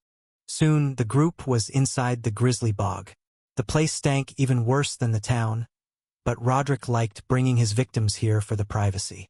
If they got lucky, they might even stumble upon a yellow beast for dessert later. Delving a little deeper into the swamp, the group stopped once the stench had grown too foul to stomach. The locals were already sobbing by now. At this point, even the new girl seemed to have noticed something was wrong, as she kept asking all sorts of questions. "My lords, what is this opportunity exactly? Why did you bring us in this dreaded swamp of all places?" "Just shut up already," Basinda snapped, actively holding herself back from slapping the girl. She knew better than to mess with Roderick's meal. "Take your clothes off," Saren commanded, sounding a little too eager. Roderick didn't exactly blame the boy. If they were going to kill these peasants, what was the harm in having a little fun with them first? They'd even get to live a few minutes longer. It was a win-win. All 3 of the commoners flinched back at Saren's command, hesitation flashing in their eyes. The 2 locals looked at each other, probably considering whether to try fighting for their lives. Though their faces sank a second later, as they knew they were no match for the nobles. Letting themselves die quietly was the best they could do for their loved ones back home. As for the new girl, she appeared even more scared than the others. Her hands trembled as she finally realized what a great opportunity this was. Still, none of them stripped.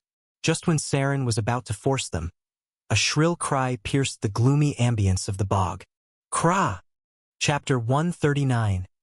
Quarterstaff. A terrifying sound echoed through the swamp, soon followed by a powerful flap of wings. A shadow rapidly dove upon Saren, tearing 2 wide gashes through his shoulders before the boy even had the chance to react. "What the hell?" Basinda yelled, staring at the silhouette of the monstrous bird as it flew away, disappearing into the dark canopies of the trees ahead. There was something strange about the creature, its plumage glowing brightly for some reason, the wind swirling behind its wings leaving a green trail in its passing. Yet even these afterimages faded a second later, the boy's bleeding body the only evidence of the encounter. "Saren, are you okay?" Roderick reached for his cousin. His wounds looked nasty, but he should be conscious. Or so he thought. Tipping the boy over, the blood froze in Roderick's veins as he noticed Saren's lifeless eyes staring at nothing. How? He struggled to believe it. The injuries were serious, but not lethal. "Run! Now!" The spectacled girl suddenly shouted. Her frightened demeanor dropped like a bad act. She grabbed the other 2 by the wrists, dragging them along as she ran towards the town.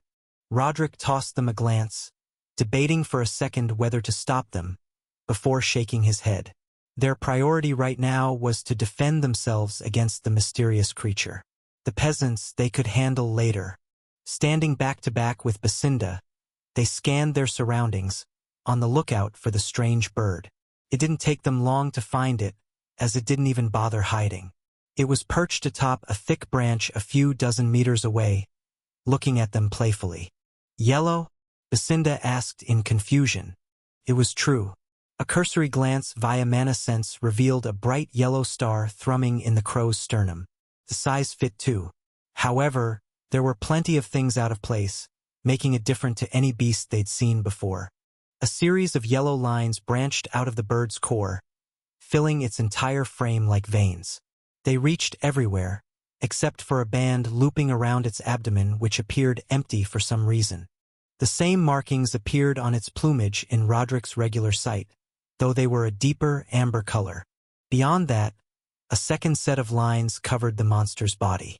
These were a humble red color through mana sense, a faint green otherwise. They didn't look like veins, instead swirling throughout the creature's visage like gales of wind. Just what was this monster? Was it using magic somehow? "Don't worry about Mickey. He's going to sit this one out." A male voice came from Roderick's right. Still weary of the monstrous crow, he only dared to take a glimpse at the newcomer by the corner of his eyes. He was a young man of average height, 2 sets of lines glowing on his own body, just like the beast. They were working together, though his were both orange through mana sense, silver and cyan in his normal vision. The newcomer wielded a cyan rod. Some kind of quarterstaff, perhaps? Normally, Roderick would have laughed at a pure construct of such a low grade, but he wasn't in the mood to take anything lightly right now. "Who the hell are you?" Basinda hissed. "Are you the one who killed the others at the border?" The man didn't bother responding. The lines on his skin grew even brighter, his muscles bulging as motes of mana leaked out of his pores. At first, they shrouded him in a dual halo, but they soon blended together into wisps of teal. The young man's flesh turned crimson all over, as beads of sweat formed one after the other. "The tail has been taken without authorization. If you see it on Amazon, report the incident. Shoot him down," Roderick yelled, not daring to wait any longer. At the same time, he launched 2 pressurized orbs of water at him, trying to blast his head off. Basinda followed up with a couple fireballs of her own a moment later. The intruder didn't seem to mind the attacks, however. Having seemingly expected them, he spun the rod in his hands, smashing the spells apart one after the other, slowly advancing towards them. Each of his steps was measured and heavy, raising a screen of mud. As for his blows, they shattered the projectiles into fiery flares or splashes of water. Together, the colorful splotches of brown, orange and blue painted quite the contrast against the dull tapestry of the grisly bog, but Roderick didn't care to appreciate it. He didn't pause for a second, and neither did Basinda. The bastard couldn't possibly deflect all the projectiles. His weapon might be harder than it should have been, but its durability wasn't without limits. It already bent and cracked with each blow, forcing that bastard to keep flooding it with mana. Drawing more power from their cores, the cousins continued their relentless barrage, occasionally throwing the crow a fleeting glance, just to make sure it wouldn't interfere. And just when their opponent crossed about half the distance to them, the cyan construct finally snapped in half. The young man had to bob his head, barely dodging a fireball aimed at his face. "Took you long enough," Roderick grinned. He still had no idea how an orange spell had survived this long against their own, but it didn't really matter. Their opponent was screwed without it. Or was he? The young man clicked his tongue in annoyance, but he didn't seem to panic. Contrary to Roderick's expectations, the broken quarterstaff didn't dissipate either. Its owner kept holding the 2 pieces, now wielding them separately as he resumed his steady march towards them. "What the hell are you?" Basinda snapped, gathering a much greater volume of mana in her hands. "He's just baiting you." Roderick tried to stop her, but she didn't listen. She unleashed 4 larger fireballs at the man. This time, he didn't even try parrying them, choosing to leap out of the way instead. Clearly, he was smart enough to not try pitting his broken weapon against a yellow's all-out attack. Somehow, the bastard could read all of their intentions. Even worse, his reserves never seemed to run out. The man kept replenishing them with each breath. That idiot, Basinda, hadn't realized they'd already lost. "Dodge," Roderick warned her, as he saw the 2 rods spinning towards her. At least she listened this time, barely avoiding them. Still, she fell limp into the mud a second later, having been hit by something. How? He wondered, noticing there was less of the teal smoke shrouding his opponent's body than before. Had he used it to fuel some kind of sneak attack? Shaking the pointless questions out of his head, he turned around to leave. He wasn't out of mana yet, but he could tell he was outmatched. Even if he could somehow catch the bastard unprepared, the crow was still looking at him with hunger in its piercing silver eyes. "It's pointless. There's no way I can outrun them." He didn't even bother trying, as the spectacled girl emerged from the trees ahead, cutting his path forward. They were all in cahoots. "You guys were a disappointment," the young man spoke. "The other group were much tougher than you." Roderick clenched his fist in anger, though he didn't retort. He knew it was true. Their lower combat ability was why their family only sent them on low-risk missions like this. Who could have expected it would turn out this way? What do you want? Roderick spat, evaluating his situation. Many things, the young man said. But from you, only a few answers. He added, inching closer. Roderick didn't miss how the bastard exchanged a glance with the girl. Maybe I can try taking her hostage? She doesn't look like a fighter. She didn't participate in the scuffle just now. The odds of this working were laughable, but he didn't see a better option. Yet, just when he was about to go through with his makeshift plan, the young man spoke again. Don't bother, he said, manifesting a teal sickle in each hand. Just spare us both the pointless effort and empty your core. He added, his tone not leaving much room for debate. How did he know? Roderick wondered, taking another look at his opponent's face. The silver lines reached into the bastard's eyes, his pupils glowing. Was this how he kept reading their intentions? Gritting his teeth, he slowly extended his arms to his sides, pouring what little mana he had left harmlessly by his feet. He did briefly consider using the puddle for a sneak attack, but the young man narrowed his eyes, clearly having sensed it too. I know about your bloodline, so don't try anything funny with it either. Roderick sighed, knowing he had lost. What do you want to know? The young man smiled coldly. Everything. Chapter 140, Reinforcement. Percy sighed as he watched Mickey devour the corpses, each of them barely a couple years younger than him. The first one to die might have not even reached adulthood yet.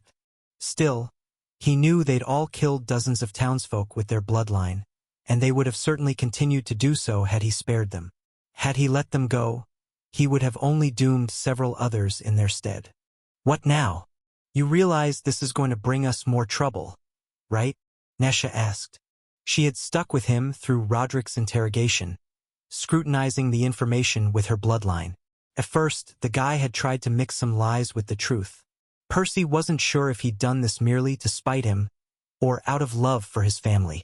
That said, the man soon gave up after coming to understand how pointless it was.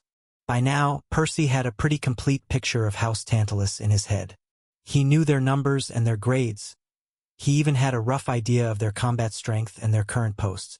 It would certainly make his infiltration easier, assuming they survived the coming months. What choice did we have? He asked. While he'd always planned to take action against the rival house, he'd originally intended to do so much later. Ideally, he would have allowed the situation with the dead guards to calm down, giving himself another year to grow stronger. Sadly, he couldn't have predicted the old man handing Nesha to those bastards the first chance he got. Was Percy supposed to just let her get killed? Now they'll come looking for Mickey. Given the circumstances, his best option had been to let the nobles drag the commoners to the swamp, having his familiar attack them. It wasn't an accident he'd allowed the two peasants to see the culprit. Now they'd disseminate the news back to the others, diverting House Tantalus's eyes away from him and Nesha. For all anyone knew, the perpetrator of both attacks was just a wild beast that had now settled inside the grisly bog. Next time, they'll send stronger people, Nesha said grimly. Yes, they will. Percy nodded. And we'll be ready for them. It would be dangerous, but at least they had some time to prepare. Suffice to say, he had no intention of letting the crow bear the consequences alone. Luring the nobles to the bog away from prying eyes would only make it easier to ambush them. Heading back, he quickly noticed some commotion at the center of the town, a crowd of hundreds standing there. It was rather quiet, considering how many people had gathered. The only thing breaking the somber silence was a girl's shaky voice as she recounted the events in the bog. Her words were interspaced with sobs, a male voice interjecting to add a couple details here and there. Percy flashed Nesha a glance, prompting her to act a little more distraught too. Her excuse for not entering the town with the others was that she was afraid to do so, given what old Fagin had done. Percy also had his own role to play, having supposedly found his companion hiding by the outskirts of the swamp. What the hell, old man? Percy yelled as he approached the crowd. The townsfolk drew sharp breaths upon noticing them. Most of them parted, opening a path to Fagin. One person rushed to stop him, however. It was Mr. Dillon, the shopkeeper. "Calm down, kid. I know you have every right to be angry, but just hear old Fagin out first. He had his reasons for doing what he did," he said, placing his hand on Percy's shoulder. The latter shook it off, giving him a sharp glare. Truth be told, his opinion of the shopkeeper was good. They'd already worked together over the past few weeks, with Percy having crafted a few knives of decent quality, selling them through the guy's shop. Plus, they were currently discussing the possibility of importing iron from the neighboring town. Suffice to say, he wasn't thrilled at the prospect of taking his anger out on Dillon, but he had to play his part. Besides, his rage wasn't entirely faked. Had he and Nesha failed to piece together the town's situation, she might have really died today. Calm down. What reason did he have? Somebody had to die, so might as well pick the new girl, right? Who cares about her? He yelled again, looking at the old man. Support the creativity of authors by visiting the original site for this novel and more. Fagin looked down at his feet in shame, as did many of the others. Honestly, Percy understood what they were thinking, but it was still wrong. "Everything you say is correct, young man." Fagin found the courage to speak after a while. "I was forced to choose between kids I've known my whole life and somebody that only got here last month. I'm deeply ashamed of my choice, but I'd do it again." Percy snapped at that, approaching him with clenched fists, as more of the townsfolk moved to intercept him. In the end, he didn't get very close before speaking. "Listen, I get why you did what you did, but I'm warning you now. If you try anything like that again, we're going to have a problem." He spat, before grabbing Nesha by the wrist and walking away. Only once they were back in the privacy of their humble hut did his expression ease. "How was it? Do you think they bought it?" "I'm not the best person to ask." Nesha rolled her eyes. "My bloodline kept tingling with every drop of bullshit spewing out of your mouth. Though I suppose it would have sounded somewhat believable without it." Nodding, he let her return to her work. She'd been practicing how to draw the space rune over the past few days. That said, a spatial amulet involved multiple enchantments, and she was still some distance away from getting the first one to work. However, she didn't slack, focusing on her task intently, knowing they were swiftly running out of time. As for Percy, he had his own concealment rune to worry about, though he ignored it for now, choosing to perfect his newest spell instead. The middle part of the quarterstaff was too weak, he noted, recalling his earlier fight. It was impressive how he'd managed to deflect multiple spells from the yellow cores with it, but he understood he owed much of that to synchronization too. His new trick, on the other hand, could still use some work. Percy had developed this latest technique partly from Sengo's teachings, and partly from the Morais. Unstrapping a linen pouch from his waist, he opened it, pinching a handful of cyan powder.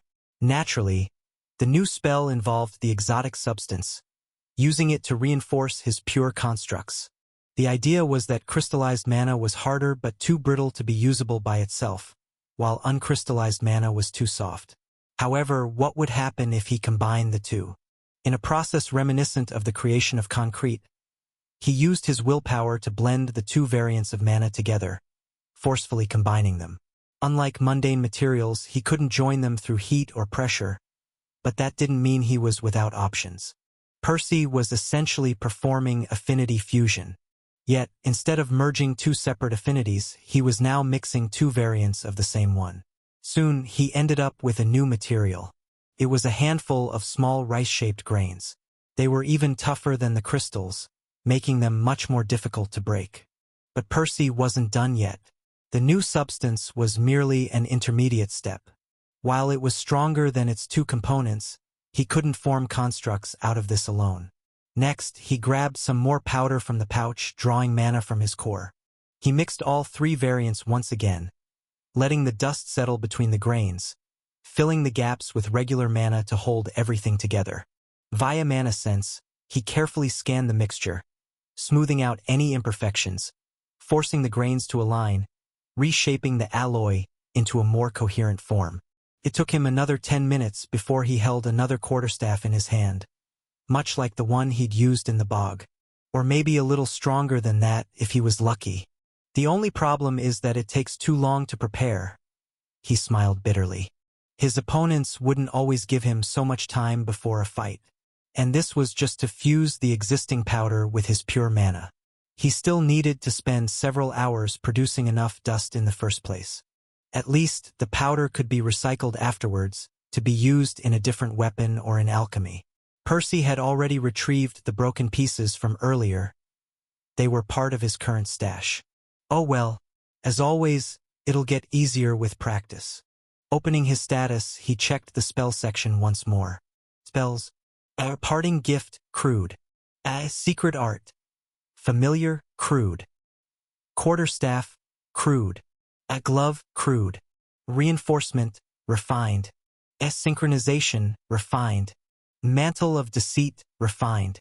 While his new trick could still use a lot of work, the status had been kind enough to register it. Reinforcement had taken crystallization's spot, apparently being considered a direct upgrade of that. For some reason, it hadn't been linked to the quarterstaff itself, perhaps because the new substance could be used more broadly than just that. It's my third refined spell. He couldn't help but grin at the realization. His arsenal was getting more and more ridiculous. Sometimes it was easy to forget how much stronger he'd grown, as he was always pitting himself against tougher opponents. Even now, he was planning to ambush a bunch of hostile nobles, while at the same time preparing to infiltrate their house's warehouse, to steal tens of thousands of elixirs. And all of that while continuing to hide from the divine root. Every bit of it sounded insane. At least, he would have never believed he'd be in this position had somebody told him a couple years ago. But at the end of the day, it was merely evidence of how far he'd come. And he wasn't going to stop anytime soon. I'm going to surpass them all, one spell at a time,